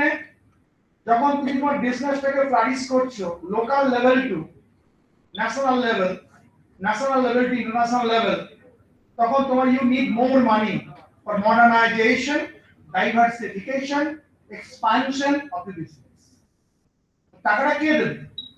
সেবি বলছে security and exchange board of India established in 1988, অনেকে ভুল জানে 1992, ভুল। আমি আমার বইতে লিখেছি Indian financial system published by McGraw Hill many years back. Coming ইয়ারে আমার আবার নতুন বই বেরোচ্ছে by McGraw Hill, Indian financial market institution concept and cases. ওটা আমি লিখেছি 1988 এ ফরমেশন, কাকে অ্যাবলিশ করলো? CCI, control of capital. 1992 থেকে স্টার্ট হলো তার অপারেশন। এবং সেবি বলে দিয়েছে ভাই তুমি যে কোম্পানি তৈরি করো সেটাকে বলবো বেবি কোম্পানি, যতক্ষণ না তুমি 3 ইয়ার্স কমপ্লিট করছো। Minimum 3 years track record you should have, otherwise you cannot come to primary capital market in the form of IPO to raise your money for corporate finance. সহজ করে বোঝায়। তাহলে জোম্যাটো এসেছে বাজারে, নাইকা কোম্পানি এক সময় ছিল তোমার স্টার্টআপ, সেও এসেছে, হাজারটা কোম্পানি। এই এলআইসি এক দেড় বছর পর, এলআইসি হচ্ছে বুড়ো কোম্পানি, বেবি না বুড়ো, তো বাজারে কোনোদিন আসেনি পিএসসি, কিন্তু সে 2.5 বছর আগে, 1.5 বছর আগে এলআইসির entire shares held by her excellency president of India, এটা হচ্ছে পিএসসি। আমি ইকোনমিক্স টাইমসটা কেন খুললাম ছোট্ট করে একটু বলে দিই তোমাদেরকে। সেটা হচ্ছে এখানে আমি দেখতে পাচ্ছি 12 ডিসেম্বর ফ্রাইডে দুটো কোম্পানির অ্যাডভার্টাইজমেন্ট ছিল। এটাকে আমি বলি স্ন্যাপশট অফ 2 পাতা বা 3 পাতার অ্যাডভার্টাইজমেন্ট। কোম্পানির নামটা বলছে snapshot of red hearing prospectus. তোমাদের এনকারেজ করার জন্য এটা আমি এনেছি টপিকটা বলার জন্য। এবার এটা প্র্যাকটিক্যাল। কোম্পানিটার নাম তোমরা জানবে, আইসিআইসিআই সবাই জানো তোমরা, তাই তো? BCom student. আইসিআইসিআই এখন তো কি হয়েছে বলো তো, প্রি 2000 পোস্ট 2000। প্রি 2000 তখন শুধু ব্যাংক শুধু ব্যাংকিং অ্যাক্টিভিটি করতো। আমার মতো যারা মাস্টারমশাই আজ থেকে 40 বছর আগে কাজ করতো তারা কত 80 যায় মাইনে পায়, 80 যায় মাইনে পায়। খুব লিমিটেড টিচার হয়তো মাল্টিফেরিয়াস অ্যাক্টিভিটি করতো। এখন দেখা যাচ্ছে আমার মতো টিচার হাজারো পাবে যারা 80 যায় মাইনে পায়, অর্থাৎ এলাম পড়ালাম মাইনে নিলাম পার মান্থ। এটা ছাড়াও তারা কিন্তু মাল্টিফেরিয়াস অ্যাক্টিভিটিসে যুক্ত আছে। এই ধরনের তোমাদের প্রিয় স্যার অমরনাথ, আমার গুড ব্রাদার, ও কি তোমাদের এখানে শুধু পড়ায়? তোমরা জানো না স্যার, ও সারা ক্যালকাটাতে কত জায়গায় যে যুক্ত আছে, কত ইনস্টিটিউশন তুমি চিন্তাই করতে পারবে। তাহলে বোঝো ওর ক্যালিবারটা, বোঝো একটা মানুষ কত রকম করে বেড়াচ্ছে। ঠিক একই ভাবে তুমি যদি বলো ব্যাংক, আমরা তোমাদের মতো যখন ছোট ছিলাম তখন তুমি ভিডিও করছো তো আমার, তোমাকে পাঠিয়ে দিও, ভালো ছেলে, কি নাম তোমার? হ্যাঁ, প্রায় কুমার সিং, খুব ভালো ছেলে তুমি। ভিডিওটা তুমি তোমার স্যারকে একটু দিও, আমাদের এই সাকুর স্যারকে, আমাকে একটু পাঠিয়ে দেবে। Thank you very much. তো দেখো আমি তোমাদের জন্য স্টুডেন্ট ছিলাম, তোমার শুধু আইসিআইসিআই, আইডিবিআই, আইএফসিআই, এটা কারা? এদিকে বলা হতো তখন ডেভেলপমেন্ট ব্যাংক। 2000 এর পরে ড্রামাটিক্যাল শিফট হলো। Banking sector reforms in line with financial reforms 1985, as I told in the beginning today, and also liberalization started from 1991. What are some economic banking sector reforms? Insurance sector reforms 1999, IRDA reform code. এই যে banking sector reforms হলো মানে কি, তখন মিলেমিশে সব একাকার হয়ে গেল financial institution and traditional bank. তাদেরকে বলা হলো তোমরা শুধু ব্যাংকিং অ্যাক্টিভিটি করবে না। ব্যাংকিং অ্যাক্টিভিটি মানে কি? Having deposit and providing loan. এই যে কাজটা ছিল, এরপর বলা হলো universal banking idea. Universal banking মানে কি? যে সে ব্যাংকিং অ্যাক্টিভিটি ছাড়াও যে কাজটা করবে সে হচ্ছে সে তোমার স্টক ব্রোকিং এর কাজ করবে, মার্চেন্ট ব্যাংকারের কাজ করবে প্রাইমারি মার্কেটে, সাব ব্রোকার, ডিপোজিটরি পার্টিসিপেন্ট, তারা ইন্স্যুরেন্স মার্কেটে কাজ করবে, লাইফ ইন্স্যুরেন্স, জেনারেল ইন্স্যুরেন্স, তারা মিউচুয়াল ফান্ডের কাজ করবে, তো debit card, credit card, car loan, housing loan, আর কি চাই কত অ্যাক্টিভিটিস বললাম। যেমন আমি কি শুধুমাত্র ক্লাসে পড়াই, ক্লাসে পড়াচ্ছি, রিসার্চ করাচ্ছি, ইউনিভার্সিটি অ্যাডমিনিস্ট্রেশনের আমাকে দরকার পড়লে সেখানে হেল্প করছি, আমি বই লিখছি, পেপার লিখছি, সেমিনারে যাচ্ছি, লেকচার দিচ্ছি, দেশে যাচ্ছি, বিদেশে যাচ্ছি, এই মাসে এরা বসে আছে দেখো তোমাদের বিরক্ত তাও করছেন, মানে কোর অ্যাক্টিভিটিটা কি, কিন্তু যেটা করি সেটা মন দিয়ে শুনতে হবে, ক্লাসকে ফাঁকি দিয়ে কিছু করতে, এইটা বুঝতে হবে। At the age of 55, 56, 27 years service, right from JBS to Calcutta University, everybody knows এত কাজের চাপেও স্টুডেন্টকে সার্ভ করি, এক্সাম ডিউটি করি, খাতা দেখি, রিসার্চ করি, বই লিখি, আর অন্য সমস্ত কাজ করি, কিন্তু not at the cost of student education. এটা আমাদের ইউএস স্টুডেন্টরা সব বোঝে। তোমরা বসে আছো না, আই ফিল দ্যাট ইজ তোমাদের ব্রেন আমার থেকে এখন অনেক বেশি, তোমরা ইয়াং না, তোমরা সব বোঝো কে ফাঁকি দিচ্ছে, কে ক্লাসে না পড়িয়ে দুনিয়া ঘুরে বেড়াচ্ছে, তো তোমরা সব জানো। ঠিক আমাদের ক্ষেত্রেও তাই হয়। এই যে আজকে এখানে এসেছে, আমার কিন্তু আজকে ক্লাস নেই, আমি অ্যাডমিনিস্ট্রেশনে কিছু কাজ করছি, ক্লাস থাকলে আমি চেঞ্জ করে আসতাম আমার কলিগ, তারপর সেই ক্লাসটা আমি আবার নিয়ে নিতাম। Coming to your topic, that is IPO. এই কোম্পানির নামটা হচ্ছে আইসিআইসিআই নয়, এই কোম্পানিতে যে ইউনিভার্সাল ব্যাংকিং বললাম, many activities, one of the important activities is advisory services, portfolio management, portfolio manager, AMC, asset management company। এই কোম্পানিটার নাম এখন হচ্ছে আইসিআইসি এর অনেক ডিভিশন আছে, যেমন SBI the bank, SBI capital market limited, SBI securities market limited, এর হাজারটা কোম্পানি আছে, SBI housing finance, SBI life insurance, SBI general insurance, SBI mutual fund, SBI টা লাগানো আছে। কোর অ্যাক্টিভিটি এটা হচ্ছে ব্যাংক। এখানে কি আইসিআইসিআই আগে কি ছিল, financial institution, that means development financial institution. এখন এক ব্যাংক আছে, আইসিআইসিআই ব্যাংক, তোমাদের অ্যাকাউন্ট আছে হয়তো, ইয়েস অর নো? আচ্ছা, এবার নাম দিচ্ছে কি ICICI Prudential asset management company limited. আবার আইসিআইসিআই প্রুডেন্সিয়াল মিউচুয়াল ফান্ড আছে, আইসিআইসিআই লাইফ ইন্স্যুরেন্স আছে, yes or no? Beloved student, আমার এখানে নাম হচ্ছে ICICI Prudential asset management company limited. এটা তোমার 3 পাতার একটা অ্যাডভার্টাইজমেন্ট আছে, 1 2 3। তারপরে আমি পরের টপিকটাই যাব, আমি খুব ডিটেইলে বলছি না, ছোট করে তোমাকে ইন্টারেস্ট করার জন্য কেন অ্যাডভার্টাইজমেন্টটা দিয়েছি। 400 পাতার একটা রেড হেয়ারিং প্রসপেক্টাস বলে, প্রসপেক্টাস তোমরা সবাই তো শুনেছো, এটা হচ্ছে red hearing prospectus, not green hearing, not white hearing, this red hearing. Hearing term we have borrowed from USA market, কোনো ডিকশনারি মিনিং নেই, তার ব্যাখ্যা আমার কাছে আছে, আমি বইতে বলেছি, পরে কোনো সময় সুযোগ হলে ডিটেইলে বলবো। আমাদের দুজন গুড স্পিকার বসে আছে, ওদের টাইমটা বেশি দেব না। তাহলে প্রসপেক্টাস হচ্ছে on basis of actual thing, আর রিগার্ডিং প্রসপেক্টাস হচ্ছে যে তুমি তোমার প্রাইস ঠিক করবে না, প্রাইস ব্যান্ড ঠিক করবে। অর্থাৎ এই কেনাবেচা যেটা এখন হচ্ছে এটা ফিক্সড প্রাইস মেথডে না। তোমাদের বিকমে যে পড়ানো হয় ইস্যু অফ শেয়ার চ্যাপ্টার, তোমাদের সাক্ষ্য স্যার, তোমাদের ধরো কৌশিক স্যার, তোমাদের ওই স্যার, তোমাদের অমর বাবু স্যার, তারা সব তোমাদেরকে পড়ায় কর্পোরেট অ্যাকাউন্টিং, যে তোমাদের কি পড়ায়, তোমাদের ইস্যু অফ শেয়ার, এটা ওল্ড মেথড, ওটা এখন চলে না। হার্ডলি 2 to 3% কোম্পানি ফলো করে ফর ইস্যুইং সিকিউরিটিজ। আমাদের বক্তব্য হচ্ছে কি, আজকে আমি মাস্টার মশাই তোমাদেরকে কিছু বলতে এসেছি, ক্যাটারিং নলেজ ফর মাস্টার মশাই টু বিলভেড স্টুডেন্ট। ঠিক একই ভাবে তাহলে mobilisation of knowledge from here to there, ক্লাসে শুধু তো মাস্টার মশাই বলবে না, আজকালকার দিনে হয়ে গেছে বাচ্চারা কিছু বলতে চায়, কিন্তু তোমাদেরকে ইন্টারঅ্যাকশন করতে হবে তোমার টিচারের সাথে। এখানে ঠিক তাই, mobilisation of money from investor to corporate. এই কর্পোরেট, এই company needs money fund for what? নিজের বিজনেসটাকে বাড়ানোর জন্য। তোমার বাড়িতে তোমার প্যারেন্টস টাকা চায় না, কেন টাকা চায়? বাচ্চাদেরকে ঠিকমতো মানুষ করবে, লাইফস্টাইল ঠিক রাখবে, ভালো বাড়ি বানাবে, গাড়ি কিনবে। তুমি চাইছো আমার একটা মোবাইল দিন, তুমি চাইছো আমাকে এখন এই ছেলে হাসছে ঠিক জায়গায় ধরেছি, মোবাইল দিন আমাকে, আমাকে একটা স্কুটি কিনে দিন, বাজারে চলছে, এমনি এমনি চলে আসবে? They need money, they have to earn money. আর এখানে কি হচ্ছে, এখানে বলছে যে আমাদের টাকা আছে not sufficient, so they are entering into the primary capital market, part of financial market in the form of IPO. আইপিওটা কখন অ্যাপ্লাই করব, কোন ধরনের কোম্পানি?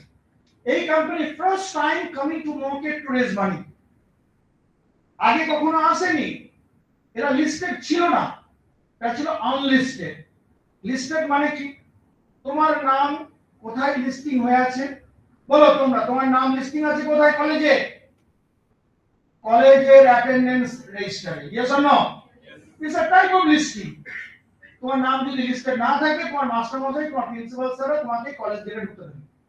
ঠিক একই ভাবে সহজ করে বললে, যে কোন কোম্পানি যদি, আমাদের স্টক মার্কেট বলে একটা কনসেপ্ট আছে, লুসিডলি বলি, সেটাকে বলা হয় সেকেন্ডারি ক্যাপিটাল মার্কেট। ওখানে যদি কেনাবেচা করতে হয় কোম্পানি স্টক, লিস্টিং করতে হয়, অর্থাৎ অ্যাডমিশন অফ সিকিউরিটিজ। বুঝতে পারলাম? সহজ বাংলায় বলছি তোমাদেরকে, যেটা বলা হলো। তাহলে এই কোম্পানি আগে কিন্তু লিস্টিং ছিল না, এই আইসিআইসিআই লিস্টেড ছিল, ডোন্ট মিসআন্ডারস্ট্যান্ড। আমি বলছি আমি talking about ICICI Prudential asset management company.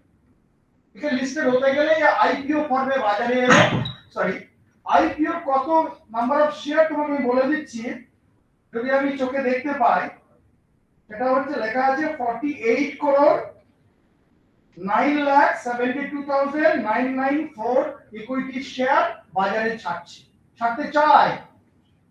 কোন প্রাইসে?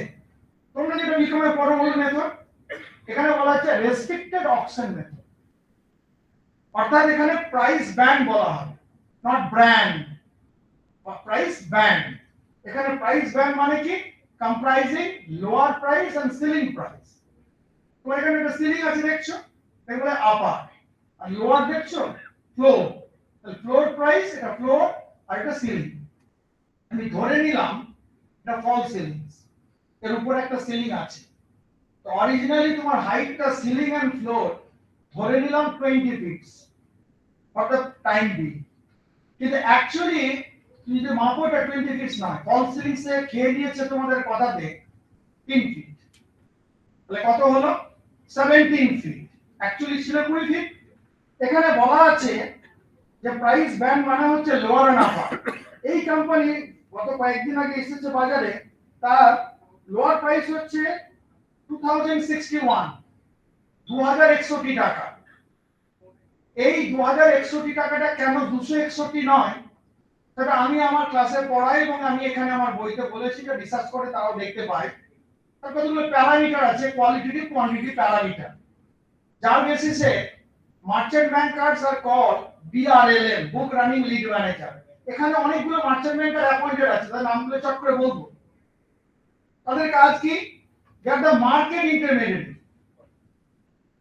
তোমরা ধরো ইয়াং গায়, তোমরা তো তোমার মতো বয়স আমাদেরও ছিল, কি তাই তো দেবাশিস এবং সন্দীপ, আমাদের প্রিন্সিপাল স্যার আছেন, অন্যরা।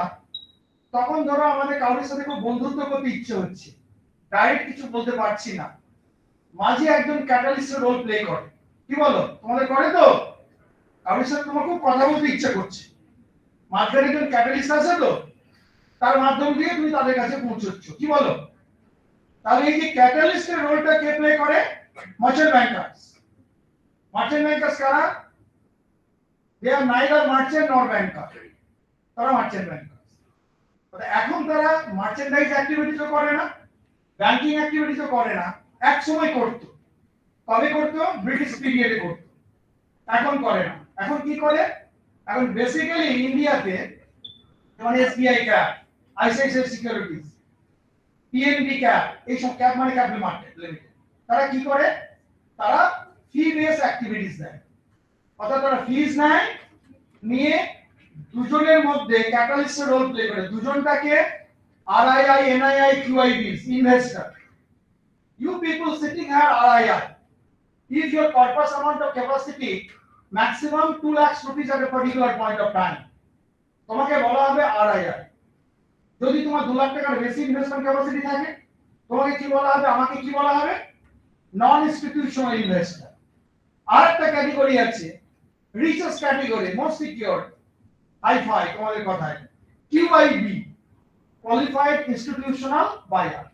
দে are nothing but the institutional investor. তারা কারা? সমস্ত ধরনের ফাইন্যান্সিয়াল ইনস্টিটিউশন, ব্যাংকস। আর আমি ডিটেইলে গেলাম, তাদের থেকে টাকাটা মোবিলাইজ হবে, আমার থেকে নলেজ তো মোবিলাইজ হচ্ছে, তো মাস্টারমশাই থেকে নলেজ মোবিলাইজ তোমাদের মাধ্যমে তোমাদের কাছে। এখানে হচ্ছে ওই ইনভেস্টরদের হারার money can be mobilise from investor to corporate, মানে এই কোম্পানি। এই করার জন্য যারা কাজ করে ক্যাটালিস্টের রোল, তাদেরকে কি বলা হয়, market intermediaries. Sophisticated language Bangla করলে দাঁড়ায় দালাল। দালালটা খুব ভালো কাজ করে এখানে, তোমরা সকল দালালদের কথা বলছো সেটা বলবে না। তাহলে দালাল মে বি ব্রোকার, দালাল মে বি প্রাইমারি ডিলার্স, দালাল may be market intermediaries, so they may be depository participant, they may be merchant banker. এই মার্চেন্ট ব্যাংকাররা কাজ করে, তার নাম হচ্ছে BRLM, book runner lead manager. এই মার্চেন্ট ব্যাংকার যে অ্যাপয়েন্ট করেছে এই কোম্পানি, নাম কি, লিড ম্যানেজার। রানার, তোমরা রানার আমরা ছোটবেলায় পড়তাম, কাজ কি, অ্যাটিটিউড, স্পোর্টসম্যান অ্যাটিটিউড। তার মানে কি, স্পোর্টসম্যান কি করে, এখনো করে দেখবে। আগে সাইকেলে করে যেত, এখন কি করে, স্কুটি কিনেছে। তোমার বাড়িতে এসে বেল দিয়ে 30 সেকেন্ড দাঁড়াবে না, না থাকলে চক্রে পালিয়ে যাবে, একটা নোটিশ দিয়ে। এখানেও ঠিক তাই, merchant bankers behaviour is dynamic attitude, incisive role, এবং তারা energetic. Book runner lead manager, they maintain the electronic book. আমাকে অনেকে জিজ্ঞেস করে, স্যার আপনি তো অনলি টিচার, বলে টিচার কাম লিডার। লিডার কি পলিটিক্যাল লিডার? না, I am leader of the student. Your principal is the leader of the student. The merchant banker is the leader of this particular capital issue management process for 1 month, 1.5 month. আমার এখানে আছে কতজন merchant banker appointed as BRLM to play role as intermediary or catalyst. Intermediary or catalyst. আমি নামগুলো শর্টে পড়ে দিচ্ছি।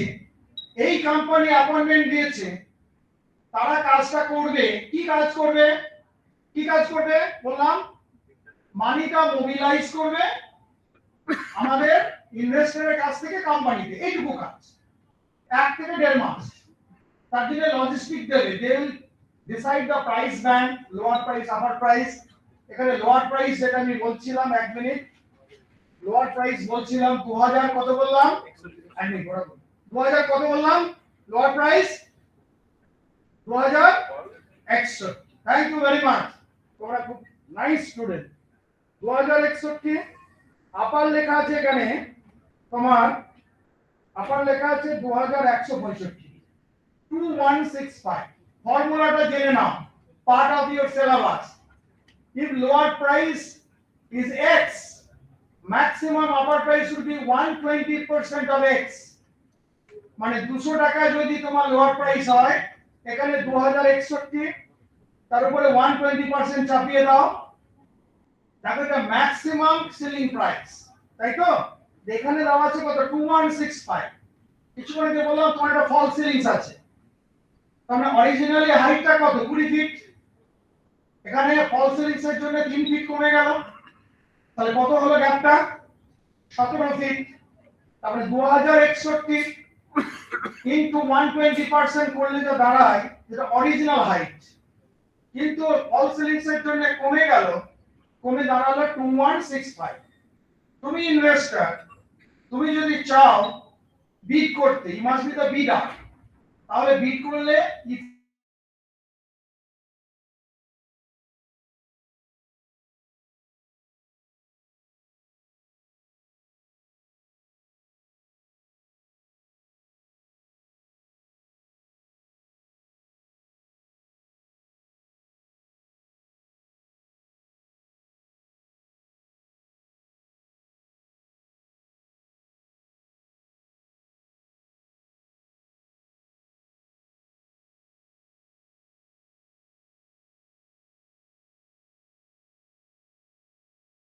Price band কনসেপ্টটা তোমরা বুঝতে পারলে কি পারলে না, এই বিটগুলো কালেক্ট করার পরে মার্চেন্ট ব্যাংকার যাদেরকে অ্যাপয়েন্টমেন্ট করা হয়েছে তারা বসবে ডেটাবেস নিয়ে ইলেকট্রনিক্যাল, লাখো লাখো অ্যাপ্লিকেন্ট আসবে to buy crore amount of shares, তারা বিড করবে। এবং সেখানে একটা কনসেপ্ট আছে আবার, আগে তোমরা যখন বিকমে পড়ছো এখন অ্যাপ্লিকেশন মানি, অ্যালটমেন্ট মানি, ফার্স্ট কল মানি, সেকেন্ড কল মানি, ফাইনাল কল মানি, ফরফিচার, রিইস্যু এসব এখন চলে না। 2 to 3% কোম্পানিটা ফলো করে। কেন? এখন আর কোনো মানি দিতে হয় না। মানি কখন দিতে হয়? বিগিনিং এ দিতে হয় না। সেখানে তোমাকে একটা আসবা কনসেপ্ট আছে। কি কনসেপ্ট? আসবা। তুমি যখন বলো স্যার আপনি কি আমার বাড়িতে আসবা, আমি সেটা বলিনি তোমাকে, তোমাকে বলছি application supported by block amount. ধরো এখানে আমি যে পেজটা খুলেছি বড় বড় করে লেখা আছে আসবা, বুঝতে পারছো মানেটা কি? The moment you submit your application at the time of bidding process, then you give your details about your demat account. আলাদা aspect, demat account টা পড়াচ্ছি না। demat account তোমার নাম দাম যাবতীয় details, and you must give the bank mandate with bank details. তখন কি করবে কোম্পানি যে অ্যাপয়েন্ট করছে merchant banker, register to the issue, banker to the issue, syndicate members, ওই কোম্পানির যে ব্যাংকার অ্যাপয়েন্ট করলো সেখানে একটা অ্যাকাউন্ট খুলবে company for making the transaction. তোমার আমার মতো যে অ্যাকাউন্টটা নাম হচ্ছে savings account, current account no, এটাকে বলা হচ্ছে এসক্রো অ্যাকাউন্ট। কি অ্যাকাউন্ট? এসক্রো, ESCROW, মাথায় নিয়ে নাও। এই এসক্রো অ্যাকাউন্টে টাকাটা আসবে, ক্রেডিট হবে, আর কার অ্যাকাউন্ট ডেবিট হবে আমি জানতাম।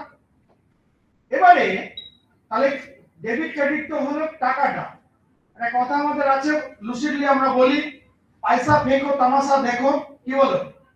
তা পয়সা ফেঁকো মানে টাকাটা তো পেলে, টাকাটা দিলে, তামাশাটা কি? কিসের জন্য দিয়ে দেবে টাকা? তুমি কিসের জন্য? শেয়ার পাবে।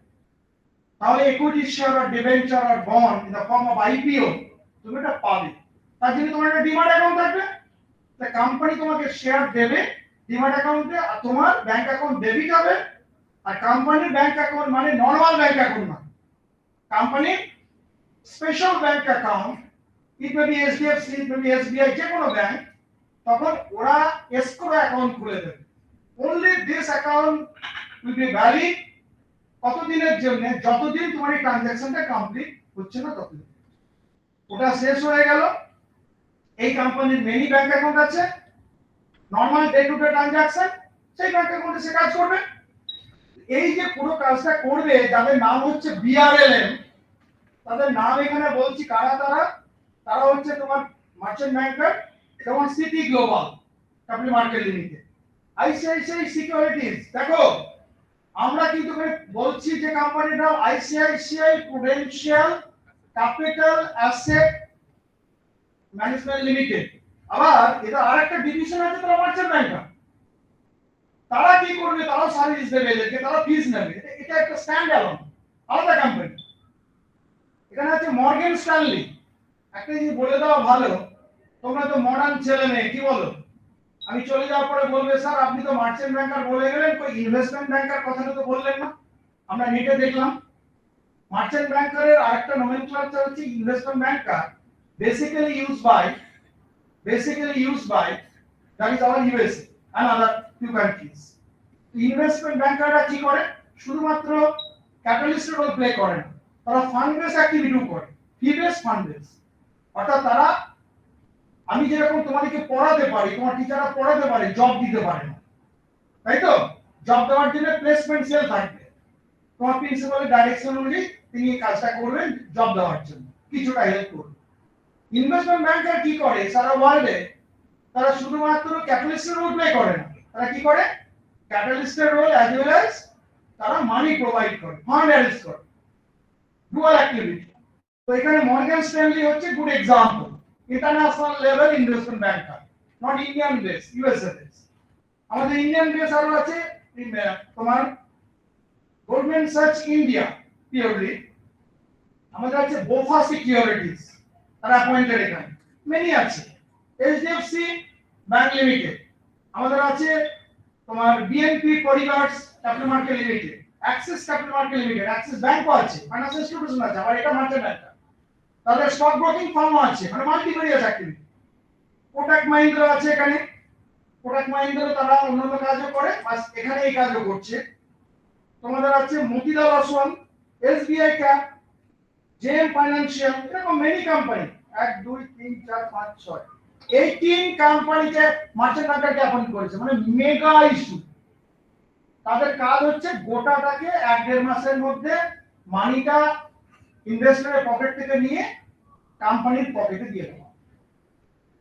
এই পুরো ব্যাপারটাই যেটা আইপিও যারা, আর আমি ডিটেইলে যাচ্ছি না, ওরা বলবে, ছোট্ট করে যেটা বলার চেষ্টা করলাম যে এই সমস্ত যে প্রসেসটাই তাতে একটা থাকে বিডিং পিরিয়ড, অর্থাৎ তারা অ্যাপ্লাইটা করবে কি করে, বিডটা দেবে কি করে, তাদের কনসেপ্ট হচ্ছে বিডিং পিরিয়ড। তো বিডিং পিরিয়ড বেসিক্যালি সেবি বলে দিয়েছে ভাই, বিডিং পিরিয়ড মিনিমাম ডিউরেশন হবে 3 days, maximum 7 days, most maximum 10 days, মানে হচ্ছে টার্মিনাল ওপেন হবে ডে নাইট। এই টার্মিনাল ওপেন হয়েছিল এই আইসিআইসিআই প্রুডেন্সিয়াল অ্যাসেট ম্যানেজমেন্টে কবে, বিড অফার ওপেনস টুডে, টুডে মানে অ্যাডভার্টাইজমেন্ট হচ্ছে কবে ভাই, 12 ডিসেম্বর ফ্রাইডে, আর ক্লোজ হয়েছে কবে, লেখা আছে ক্লোজেস অন টিউসডে 16 ডিসেম্বর, 12 13 14 15 16, কদিন হলো পাক্কা। আমরা বললাম 3 days minimum, maximum 7 days, most maximum 10 days।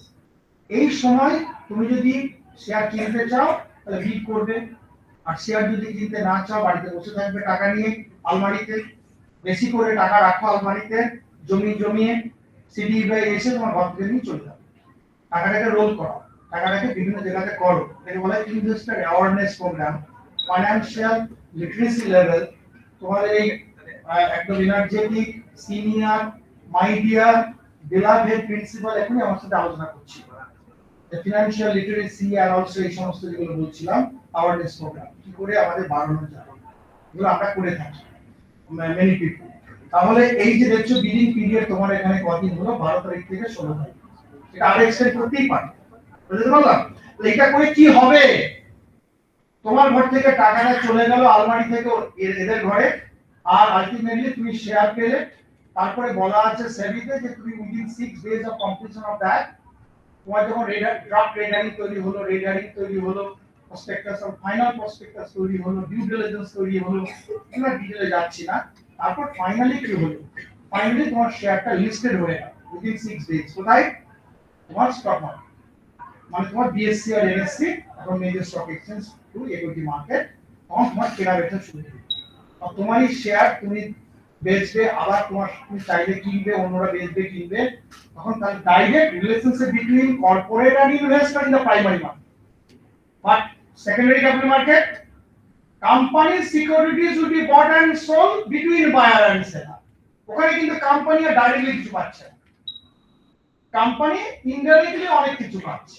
Indirectly কোম্পানির শেয়ার যদি মাচ লিকুইড হয়, তাহলে বড় বড় হেডলাইন হবে পেপারে এবং সব জায়গায়, তখন তারা যখন বলবে তারা স্টেক হোল্ডারদের কাছ থেকে নানা ডিলিংস করতে সুবিধা হবে, অর্থাৎ একটা বলে EPS versus market price per share. তোমরা ক্লাসে পড়ো ফিনান্সিয়াল স্টেটমেন্ট অ্যানালিসিস, এটা খুব মিলিয়ে দিতে চাই, P ratio, price earning ratio, price মানে কি, market price per share of old company divided by earning per share. আর্নিং পার শেয়ার তুমি ক্যালকুলেট করছো ডে টু ডে, তোমার যে profit calculation quarterly, half yearly, annually যেটা, সেখান থেকে ইপিএস পাচ্ছ। ইপিএস তোমরা জানো কি করে ক্যালকুলেট করতে হয়, সামথিং ডিভাইডেড বাই সামথিং, জানো, সেইটা হচ্ছে তোমার ফান্ডামেন্টাল, ওখান থেকে পাচ্ছ। আর মার্কেটে কি ঘটছে, ওই কোম্পানির শেয়ার তার প্রাইসটা আপস এন্ড ডাউন, মার্কেট খুললে দেখতে পাবে যে Sensex ups and down, Nifty ups and down, barometer in the stock market. এই দুটোর মধ্যে কম্পেয়ার করে তুমি বলতে পারবে কি বলা হয়, যেটা তোমার P ratio, price earning ratio, the market price divided by earning percent. তো এই চলতে থাকবে, কোম্পানি চলবে। লাস্ট এক্সাম্পল দিয়ে শেষ করব, মারুতি সুজুকি। সবাই জানো মারুতি সুজুকির গাড়ি এবং তার আজকে বাজারের প্রাইস হচ্ছে 11,000 থেকে 12,000 পার শেয়ার। সে বাজারে এসেছিল বহু বছর আগে, বাজারে শেয়ার বিক্রি হয়েছিল 135 টাকা বা 175 টাকা পার শেয়ার। তোমার প্যারেন্টস যদি এটা হোল্ড করে থাকে, মারুতি সুজুকির শেয়ার, ধরো 100 খানা শেয়ার 135 টাকা বা 175 টাকায়, আজকে সে যদি বিক্রি করে তার ভ্যালুটা হচ্ছে 11,000 থেকে 12,000 এভারেজ। আপনি পার শেয়ার কত ক্যাপিটাল গেইন চিন্তা করো, যেটার জন্য তোমরা মাথার মধ্যে ব্রেনস্টর্মিং করো, স্যার এটাকে বলা হয় লং টার্ম ক্যাপিটাল গেইন। তারপরে ভাবো তার আবার ট্যাক্স ইমপ্লিকেশন কি আছে, এইসব ভাবনা চিন্তা করতে থাকো। ঠিক আছে, এইটুকু বলে তোমাদেরকে বেস্ট উইশেস জানিয়ে বাংলা ইংরেজি মিলিয়ে বাংলাজিতে গিয়ে শেষ করলাম আমার পাঠটা। তোমাদের দুজন ইয়াং প্রফেসর বসে আছে, তারা তোমাদেরকে ছোট্ট করে তাদের ইস্যুতে আমার মতো বলার চেষ্টা করবে, আমার থেকে বেটার বলার চেষ্টা করবে। একজন হাত তুলেছে, কিছু জিজ্ঞেস করবে, বলো ভাই। হ্যাঁ, হাত তুলুনি? এই যে করলে এরকম একটা কিছু কিছু বলতে চাইলে বলো। তোমরা কিছু আমাকে বলবে চট করে, যদি স্পেসিফিক 1-2 মিনিটে। ইউ আর ফ্রি কিন্তু। হ্যাঁ, তুমি দাঁড়িয়ে বলো, এটা অ্যাটিটিউড কি বলো? আচ্ছা বলো। প্রপার রিসার্চ কিভাবে করা যায়, মানে রিসার্চ বলতে তুমি বলতে চাইছো যে তোমার সাবজেক্টে কমপ্লিট করছো, এখন তুমি কোন সেমিস্টার ভাই? স্যার হ্যাঁ, থার্ড সেমিস্টার। না ইটস ওকে, আমি অ্যাপ্রিশিয়েট করছি। আমরা প্রপার রিসার্চটা তোমার শুরু হবে, তুমি তো এনএডি তে আছো, নিউ সিলেবাস আছো। আচ্ছা, তাহলে কি নাম তোমার ভাই? আমার নাম গৌতম। গৌতম কি? গৌতম কুমার। গৌতম কুমার, ফাইন। আর তুমি রিসার্চ করে কি হতে চাও? আমাদের মতো কোর টিচার হতে চাও? না স্যার, অমন না, মানে বেসিক রিসার্চ যাতে আমি যদি ফাইন্যান্সিয়াল মার্কেটে যেতে তুমি রিসার্চটা যেভাবে করতে চাও, আলটিমেটলি ফাইন্যান্সিয়াল মার্কেটে তুমি ইনভেস্টর, ট্রেডার, স্পেকুলেটর হতে চাও, তাহলে বলবো এক্স্যাক্টলি, তাহলে বলবো তুমি আগে বিকমটা কমপ্লিট করো, তারপরে অন্য কোর্স যা করবে করবে। না হলে কিছু প্র্যাকটিক্যাল কোর্স আছে, সোকল এমবিএ, সোকল এমকম, এগুলো বলি। তাহলে তুমি একটু এনএসসি সাইটে যাবে, তাদের অনলাইন কোর্স আছে, অফলাইন আছে, এনসিএফ এর মডিউল আছে, এনএসসি একাডেমি আছে, বিএসসি একাডেমি আছে, প্র্যাকটিক্যাল ওরিয়েন্টেশনে করে। এবং NISF, national institute of securities market Mumbai, তারা প্র্যাকটিক্যাল ওরিয়েন্টেশনে কিছু কিছু ছোট ছোট কোর্স করায়, ডিপ্লোমা কোর্স। যদি এগুলো প্রথমে করো আর ইন্টার্নশিপটা যদি করো স্টক ব্রোকারের কাছে বা মার্চেন্ট ব্যাংকারের কাছে বা ডিপির কাছে, তাহলে তোমার প্র্যাকটিক্যাল এক্সপোজারটা হবে। আর market will be the good teacher to teach you, not any teacher will be the good teacher. আর রেগুলার, তাহলে তুমি তোমার ফান্ডামেন্টাল অ্যানালিসিস, টেকনিক্যাল অ্যানালিসিস, যেটা করতে পার্ট, এবং তোমার অ্যানালিসিস পার্টটা জেনে যাবে। আর how to behave with the market. Kuntal babu কিছুক্ষণ আগে পড়াচ্ছিলেন, এখানে বলছিলেন যে তোমার এই ইনভেস্টর বায়াসেস এবং হচ্ছে রানা ইস্যু বলছিলেন উনি, বা বিহেভিয়ারাল ফাইন্যান্স। তো তখন তুমি ধীরে ধীরে শিখতে পারবে। তার জন্য তোমাকে বিকমটা করার পরেই প্র্যাকটিক্যাল ওরিয়েন্টেড বিভিন্ন কোর্সে যেতে হবে। Stock broker, depository participant, depository, এদের সাথে তোমাকে ইন্টার্নশিপ করতে হবে। স্টক এক্সচেঞ্জ বেসিক কোর্সগুলো আছে, সেখান থেকে কিছুটা জানবে। তারপর ধীরে ধীরে তোমার স্টেপ নেবে তোমার প্র্যাকটিক্যাল নলেজটা। রিসার্চ তো সবটাই, রিসার্চ মানে শুধু পিএইচডি না, আমি মনে করি সারা জীবনটাই research. Good topic, good point, I appreciate, rather we appreciate. Thank you. তাহলে আমি এখানে আপাতত কনক্লুড করি। আমি তো সুযোগ দিয়ে আমাদের দুজনকে, বেশি টাইম নিয়ে ফেললাম, না উচিত ছিল না, তো নিয়ে ফেললাম। তা ওরা একটু ওদের টাইমটা একটু ভাগ বসিয়ে দিলাম। আর দুই বিলোভার ফ্রেন্ডস, তারা একটু সুন্দর করে তোমাদেরকে বলুক, কাইন্ডলি মন দিয়ে শোনো। আমরা দুটোর মধ্যেই প্যাক আপ করে দেবো এবং তারপরে তোমরা যথারীতি লাঞ্চে যাবে। আমার বক্তব্যটা তোমাদের কাছে পৌঁছতে পারলাম কি পারলাম না? Yes or no? Thank you. ওই পেনড্রাইভে যেটা ছিল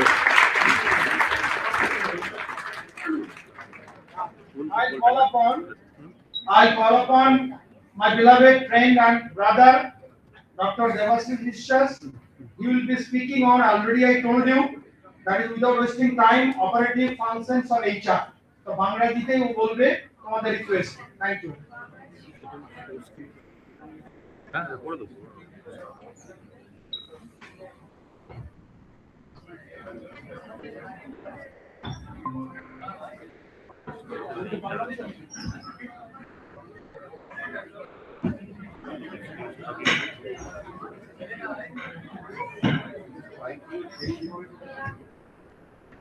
স্যার আপনি বললেন এখান থেকে করে দেবো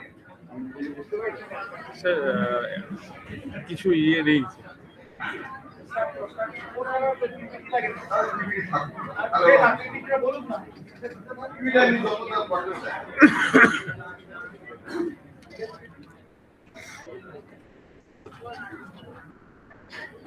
So very good afternoon to all of you who are present over here in this beautiful, I say, auditorium. And under the dynamic or visionary leader of the principal of this beautiful college, my deep regards to him. And my sincere thanks to Professor Siddhartha Shankar Saha. He is not a prolific researcher as well as very, very renowned academician. He is a very, very honest personality. That's why we love him so much. Thank you, Dada, for your august presence over here. So today, I will just talk about the conceptions of human resource or human resource management. So when we are talking about human resource management, then we cannot define this term. Whatever the definitions you have gone through various books. মানব সম্পদ হচ্ছে এমন একটি সম্পদ যাকে তুমি কোনো সংজ্ঞা দিতে পারো না, কোনো ডেফিনেশন হয় না। আজকে এই হলের মধ্যে যারা বসে আছো প্রত্যেকের মধ্যে যেটা আছে একটা ইমেন্স পসিবিলিটি, একটা ইমেন্স পসিবিলিটি, একটা সম্ভাবনা আছে এবং সেই সম্ভাবনাটাকে আমরা প্রেডিক্ট করতে পারি না। যখন তুমি ছোট্ট বাচ্চা ছিলে, জাস্ট জন্মগ্রহণ করেছিলে, আমরা যেমন প্রেডিক্ট করতে পারিনি in the near future what type of human resource you would be, সেরকম আমরা কোনো প্রেডিকশন বা কোনো প্রেডিক্টিভ মেকানিজম আমাদের হাতে নেই। সেই জন্য আমরা হিউম্যান রিসোর্সের কোনো ডেফিনেশন আজও দিতে পারিনি। কিন্তু এইটা মনে রাখবে, তোমাদের ভিতরে যে সম্ভাবনা আছে সেই সম্ভাবনাটাকে তোমাদেরকে বিকশিত করতে হবে।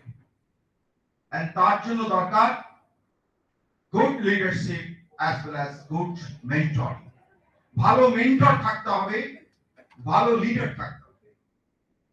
আমি যদি বলি একজন leader, only one leader can transform everything with his great vision, it is not possible. একজন লিডার তার দারুণ ভিশন আছে, তার মানে এই নয় সেই লিডারটা তার ভিশনারি পাওয়ার দিয়ে সারা বিশ্বকে, সারা ভারতবর্ষকে চেঞ্জ করে দিতে পারে। আমি জাস্ট একটা কথাই জাস্ট এক্সাম্পল হিসেবে বলছি। আজকে আমার প্রিন্সিপাল সাহেব একটা ভিশন আছে, উনি একটা স্বপ্ন দেখছেন, কিন্তু সেই স্বপ্নের সাথে যদি আমার মানব সম্পদ বা পিপল বা আমার স্টুডেন্টস যদি কোঅপারেট না করে তাহলে কিন্তু আমরা সাকসেস পাবো না। সেজন্য একজন লিডারই যে সবকিছু করে দেবে এমন নয়, সেই লিডারকে আমরা ফলো করব, আমরা শুনবো, তাহলে নিশ্চয়ই আমাদের অর্গানাইজেশনাল একটা সাকসেস হবে।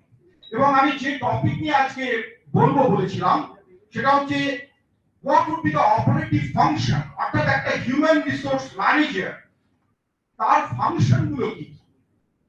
কারণ একটা অর্গানাইজেশনে যে মানুষ কাজ করে সে যদি স্যাটিসফাইড না হয়, সে যদি হ্যাপি হিউম্যান বিং না হয়, তাহলে কিন্তু তাকে দিয়ে আমরা কাজ করাতে পারবো না। কারণ আমাদের মানব সম্পদ এখন অনেক উন্নত। আমরা 50 বছর আগে যে স্টাইলে মানুষকে পরিচালিত করতাম সেই সেম স্টাইল যদি আমি আজকের দিনে অ্যাপ্লাই করি তাহলে being a manager I will be totally failure. সেজন্য I have to change the strategy time to time, and accordingly my employees will also follow me. তাহলে আমি যদি কিছু বলি আর তুমি যদি সেটাকে ফলো না করো, তুমি যদি সেটাকে এক্সিকিউট না করো, তাহলে কিন্তু সেটা মিনিংলেস। সেজন্য আমরা একটা ডেফিনেশন আমি এখানে বলেছি, ইফ ইউ ওয়ান্ট, খুব ভালো করে ডেফিনেশনটা শোনো, if you want 10 days of happiness, তুমি যদি বলো স্যার আমি 10 দিনের জন্য সুখী হতে চাই, তাহলে আমার প্রেসক্রিপশন হচ্ছে গ্রো গ্রেন, শস্য জ্ঞাপন করে। ধরো শাক লাগালে বা কোনো অন্য কিছু লাগালে 10 দিনে দেখবে শাকটা বড় হয়ে যাচ্ছে, তুমি খেয়ে নিলে তুমি খুব খুশি হবে, তাই না? কিন্তু if you want 10 years of happiness, যদি তুমি 10 বছরের জন্য সুখী হতে চাও, তাহলে কিন্তু এই শাক পাতা লাগালে হবে না। তাহলে তোমাকে একটা গাছ লাগাতে হবে, তাকে কিছু টাইম দিতে হবে, এবং সেই 10 বছর পরে সেই গাছ থেকে তুমি বেনিফিট পাবে। কিন্তু তুমি যদি 100 বছরের জন্য সুখী হতে চাও, তুমি হয়তো 100 বছর বাঁচবে না, কিন্তু তোমার যে পরবর্তী প্রজন্ম, যেখানে আমরা কমার্স বা ম্যানেজমেন্ট ডিসিপ্লিনে বলি সাস্টেনেবিলিটি, অর্থাৎ আমার ফিউচার প্রজন্ম যাতে ভালো থাকে, সেটা যদি আমরা করতে চাই, সেখানেই আমাদের হিউম্যান রিসোর্স ম্যানেজারের রোল। এবং এখানে কি বলা হচ্ছে, গ্রো পিপল। এখানে গ্রো পিপল মানে এই নয় যে প্রক্রিয়া পিপল, জনসংখ্যা বাড়াবো, এর অর্থ তা নয়। এর অর্থ হচ্ছে আমার কাছে যে পিপল আছে তাকে আমি কনভার্ট করব হিউম্যান রিসোর্স, মানব সম্পদ। আজকে এই হলে আমার যে স্টুডেন্ট বসে আছে, আমি এই মুহূর্তে তোমাদেরকে রিসোর্স হিসাবে বলতে পারবো। এখন তোমরা কি তাহলে, তোমরা একটা সম্ভাবনা, একটা people with lots of possibility. এবং যদি আমাদের proper nurturing, proper mentoring, proper leadership, proper direction, proper supervision, effective communication, proper follow up যদি আমরা করতে পারি, তাহলে দেখা যাবে এই সম্ভাবনাগুলো, এই পিপলগুলো, এই মানুষগুলো একটা মানব সম্পদে পরিণত হচ্ছে। এই জন্য আমরা যখন দুটো কান্ট্রিকে কম্পেয়ার করি, চায়না ভার্সেস ইন্ডিয়া, দুটো কান্ট্রি আমরা বলছি ওভার পপুলেটেড, কিন্তু তুমি যদি মানব সম্পদের দিক থেকে দেখো, তাহলে চায়নাতে মানব সম্পদের সংখ্যা বেশি আর ভারতবর্ষে জনসংখ্যা বেশি। দুটোর ভিতরে পার্থক্য বুঝতে হবে। সেখানে যত মানুষ আছে তাকে চায়না সম্পদে পরিণত করতে পেরেছে, আর যদি আমি সম্পদে পরিণত করতে পারি, তাহলে আমার ইকোনমিক বেনিফিট বলো, আমার কান্ট্রির বেনিফিট বলো, আমার সোসাইটির বেনিফিট বলো, এভরিথিং ইজ পসিবল।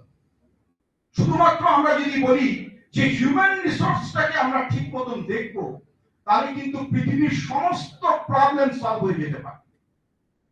এবং আজকে ইন্ডাস্ট্রিগুলোতে যে প্রবলেম হয়, কোম্পানিগুলোতে যে প্রবলেম হয়, ইভেন এডুকেশনাল ইনস্টিটিউটে যে প্রবলেম হয়, সেই প্রবলেমগুলো মূলত কিন্তু মানব সম্পদের জন্য। একটু আগে আমার দাদা একজন স্টুডেন্টকে বলছিল যে তোমার যেটা জিজ্ঞাসা আছে তুমি দাঁড়িয়ে বলো। দ্যাট মিন্স এখান থেকে আমরা কি ইঙ্গিত পেলাম? এখান থেকে আমরা ইঙ্গিত যেটা পেলাম, তুমি ডিসিপ্লিনটাকে মেইনটেইন করো। And if you maintain the discipline, then all problems can be solved, can be properly addressed. তুমি যদি বলো আমি স্যার ঠিক মতন ক্লাসে আসি, আমার 75% অ্যাটেন্ডেন্স আছে, তাহলে কোন শক্তি কি তোমাকে রুখতে পারবে? পরীক্ষায় বসতে তুমি পারবে না? পারবে। কোন শক্তি তোমাকে রুখতে পারবে না। কেন? Because you are disciplined. And where the discipline breaks, then everything will break. Then it creates so many problems. আর একটা জিনিস যেটা আমাদের বুঝতে হবে, কেন আমরা এই হিউম্যান রিসোর্স বা আমাদের মানব সম্পদের কাজ নিয়ে আলোচনা করি, কারণ আমরা যে জায়গায় বাস করছি, যে মোমেন্টে আমরা বাস করছি, সেই টাইমটাকে আমরা যেভাবে বলি সেটাকে বলা হয় ভুকা ওয়ার্ল্ড। ভুকা, VUCA। এখানে যখন আমরা বলছি ভুকা অর্থাৎ ভয়, মানে everything is changing so frequently. তুমি আজকে বলছো স্যার আমি না কম্পিউটারটা ভালো শিখেছি। তুমি কম্পিউটারটা ভালো শিখেছো, 2 বছর পরে এই যে তোমার ভালো শেখা এটা কোনো কাজে লাগবে না, it will become obsolete। একজন তোমাকে বলবে তুমি কি অ্যাডভান্স এক্সেল জানো, তুমি বলবে না, তাহলে আমি তোমাকে চাকরি দিতে পারবো না। ঠিক আছে বাবা, আমি অ্যাডভান্স এক্সেল শিখে নিলাম, 2 বছর আমাদের কাজ চলবে, তারপরে যখন তুমি যাবে জব মার্কেটে বলবে যে না না অ্যাডভান্স এক্সেল আমার দরকার নেই, আমার পাওয়ার বিআই লোক জানা লোক লাগবে। তার মানে কি, যদি তুমি টিকে থাকতে চাও এই ধরনের জগতে, তাহলে you have to update daily. আজকে আজকে আজকে এই মুহূর্তে তুমি যে মানুষ, ঠিক কালকে কিন্তু তুমি একটা অন্য মানুষ। অর্থাৎ আজকে তোমার যে রূপ, কালকে তোমার যে রূপ হবে, সেটা যদি ডিফারেন্স হয় তাহলে তুমি সাকসেস পাবে। কিন্তু আজকে তুমি আর 1 বছর পরে তুমি, তার ভিতরে যদি কোনো ডিফারেন্স না থাকে, তার মানে জানবে you are static, you are going to die, তুমি মরতে বসেছো। If you want to survive in this world, then you have to be active, you have to be transformative। কিছু না কিছু তোমাকে ট্রান্সফর্ম করতে হবে, কিছু না কিছু তোমাকে চেঞ্জ আনতে হবে, চেঞ্জের মধ্য দিয়ে ট্রান্সফরমেশন হবে, so that we can properly address the volatility, যেটা আমি বলছিলাম VUCA। তাহলে V stands for volatility and U stands for uncertainty।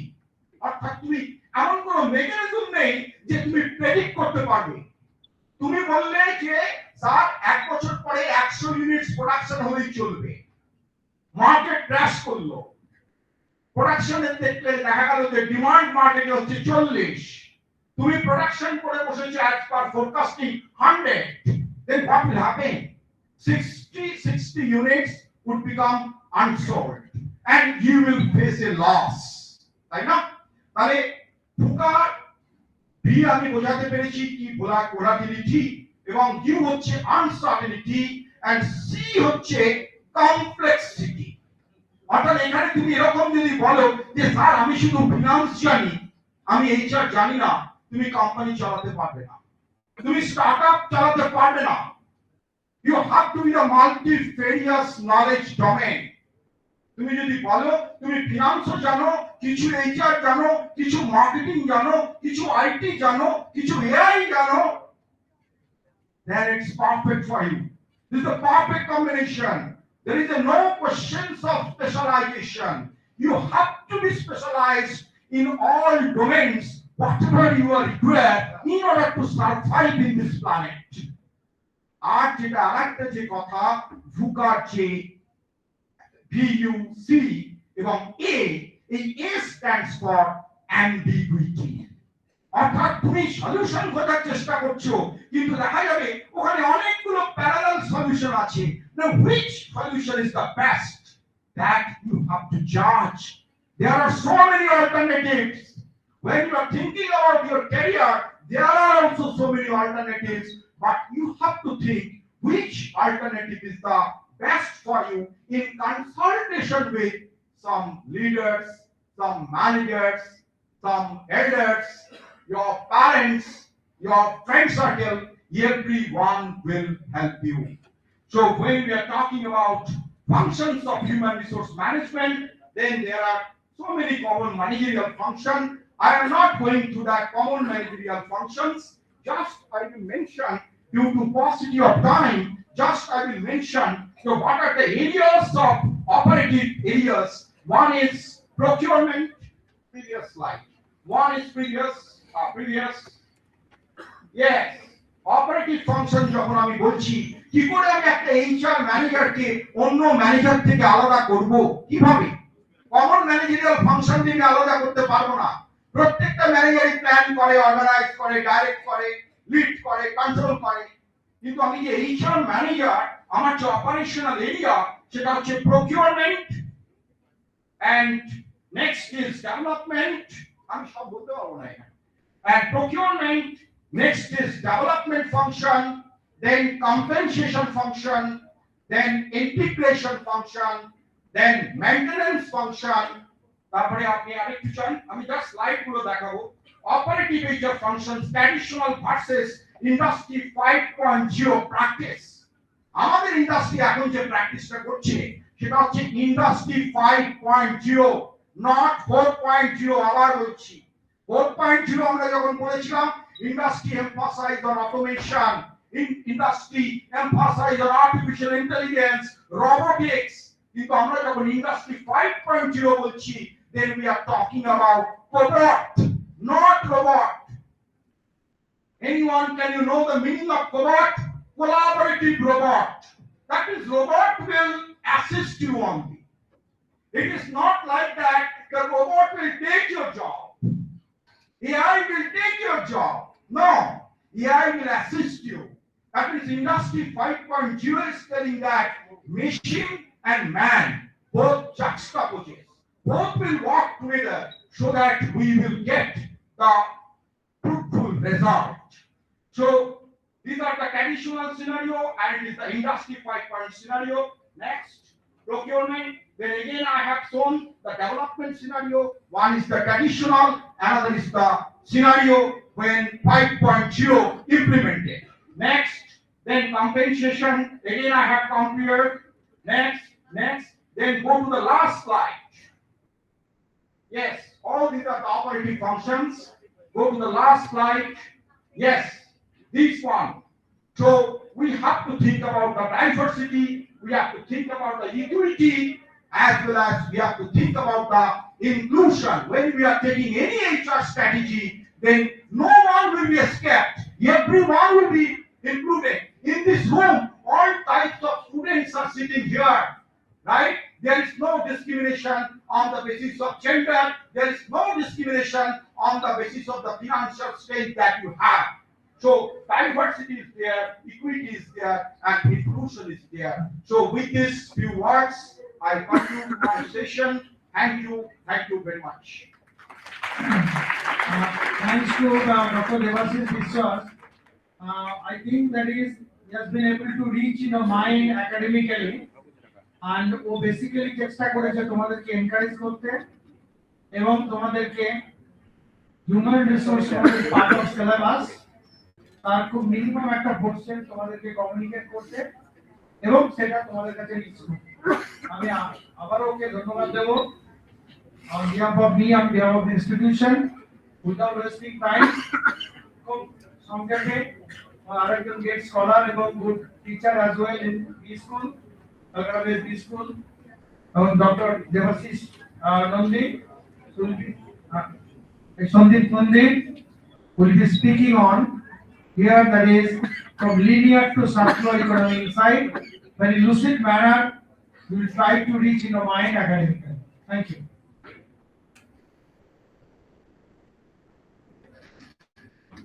Very good afternoon, respected chairperson, Professor Professor Devashish Vishwas, and the organizers of the college under the leadership of the principal. Today we are assembled here to communicate with our students.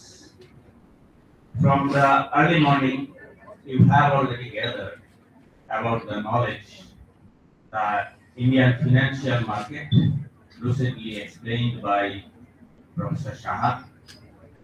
One of the professor also discussed about the financial behavior, that is consumer behavior on finance from foreign countries. And the last speaker, Professor Vishwas, already communicated you with human resource management and how you will apply it. So today you have already covered the Indian financial system, Indian financial market, behavioral finance, and the human resource also. And now I wish to communicate with you. It is the part of economics related topic. It is also associated with the marketing, finance, HR, all that linear economy to circular economy. What does it mean? The linear economy means when you will procure one product, once you will use, and after that you will throw it.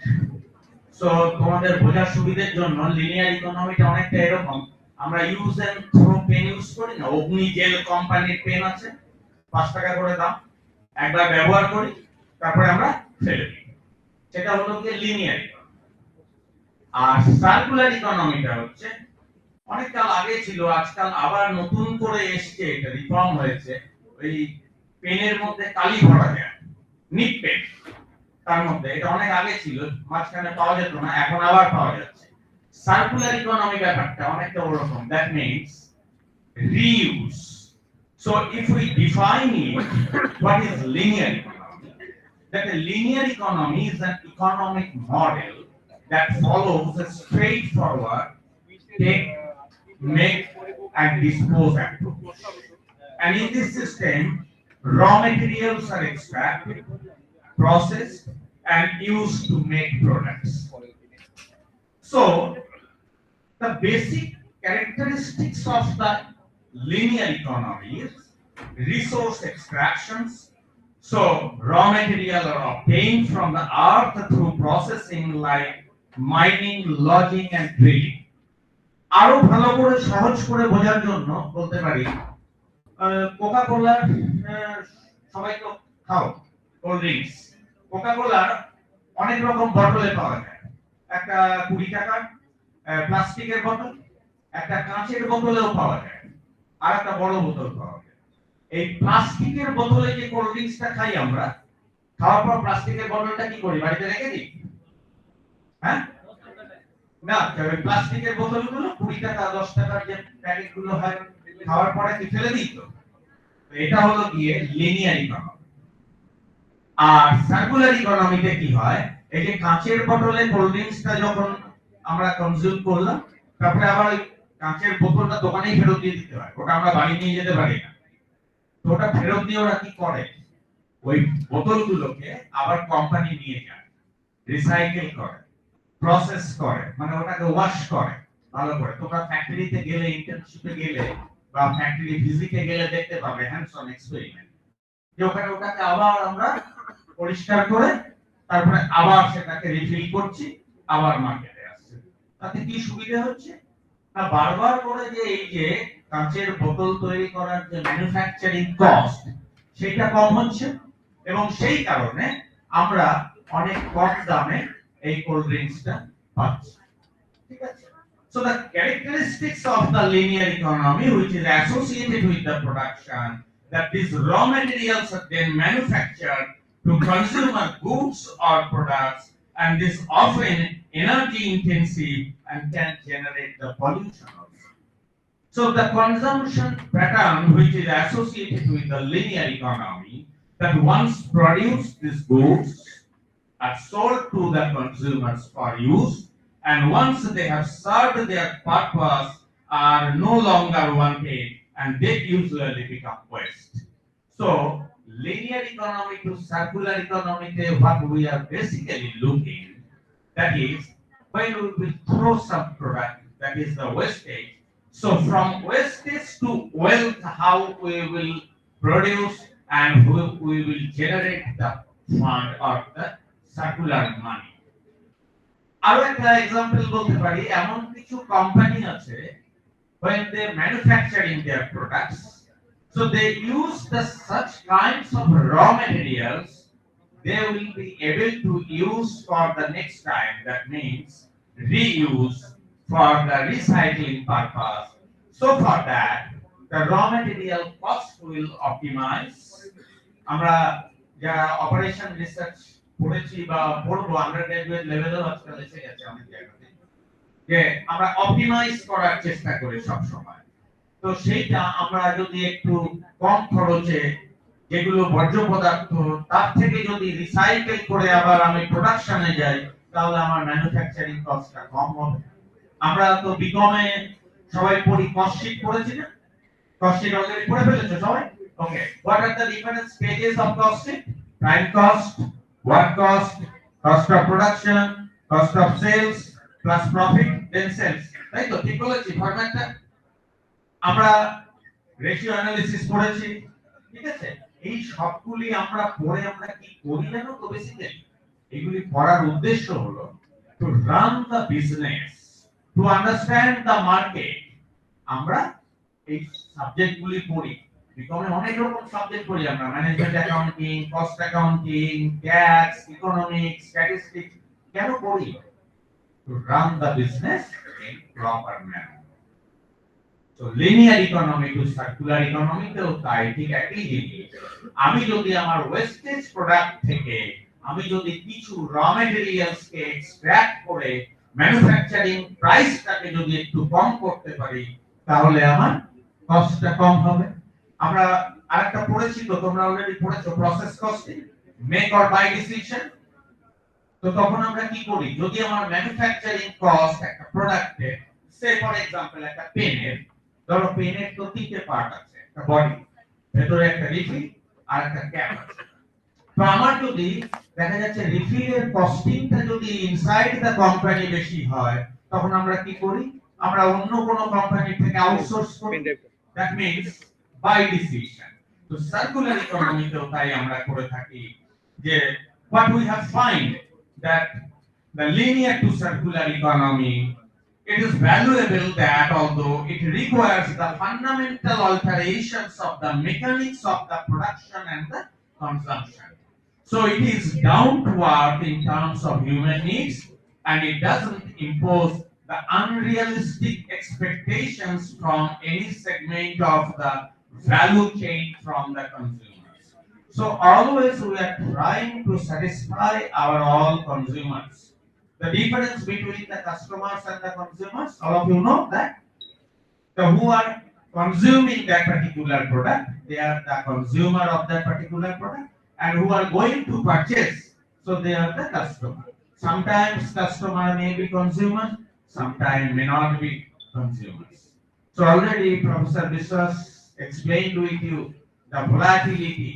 So when you have trying to manufacture in any product, so you have to penetrate the market. Otherwise, your closing stock will be high, and so for that, gradually you will lose your market share. Otherwise, you have to search a new market. So the term asymmetric information, stochastics process, so all those terms are associated with this linear to circular economy.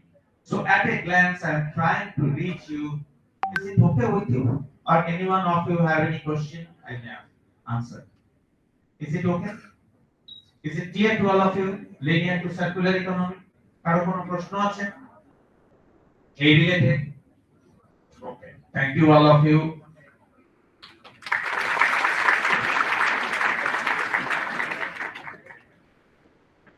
Thank you, Dr. Sandeep Nandi, and thank you, our beloved student, for your patient hearing. I think that is, very small time he has taken, but his tried his level best to communicate. On the basis of this topic, he addressed properly. Thank you very much. Over to Sakko Sinode.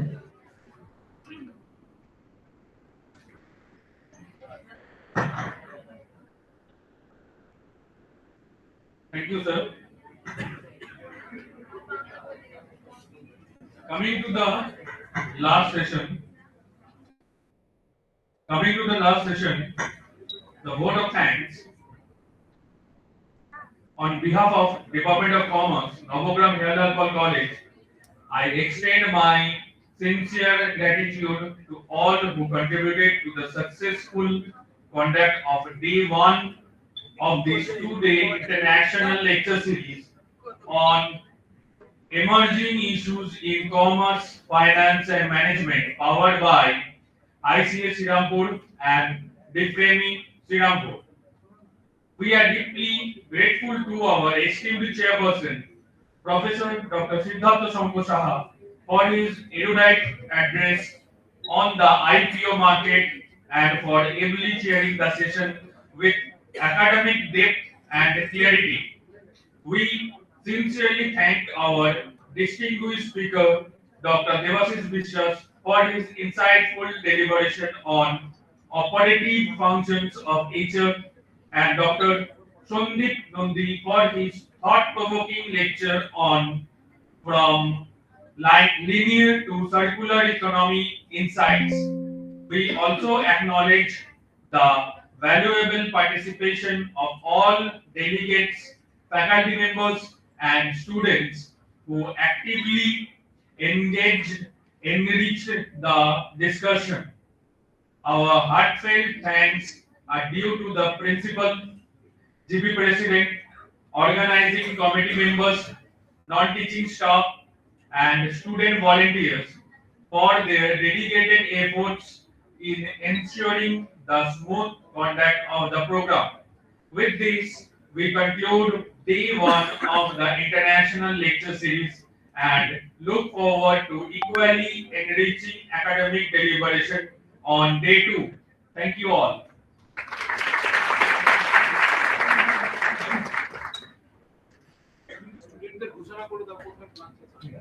আচ্ছা, student যারা আছে তারা এখানে আরো 5-10 minute বসতে হবে।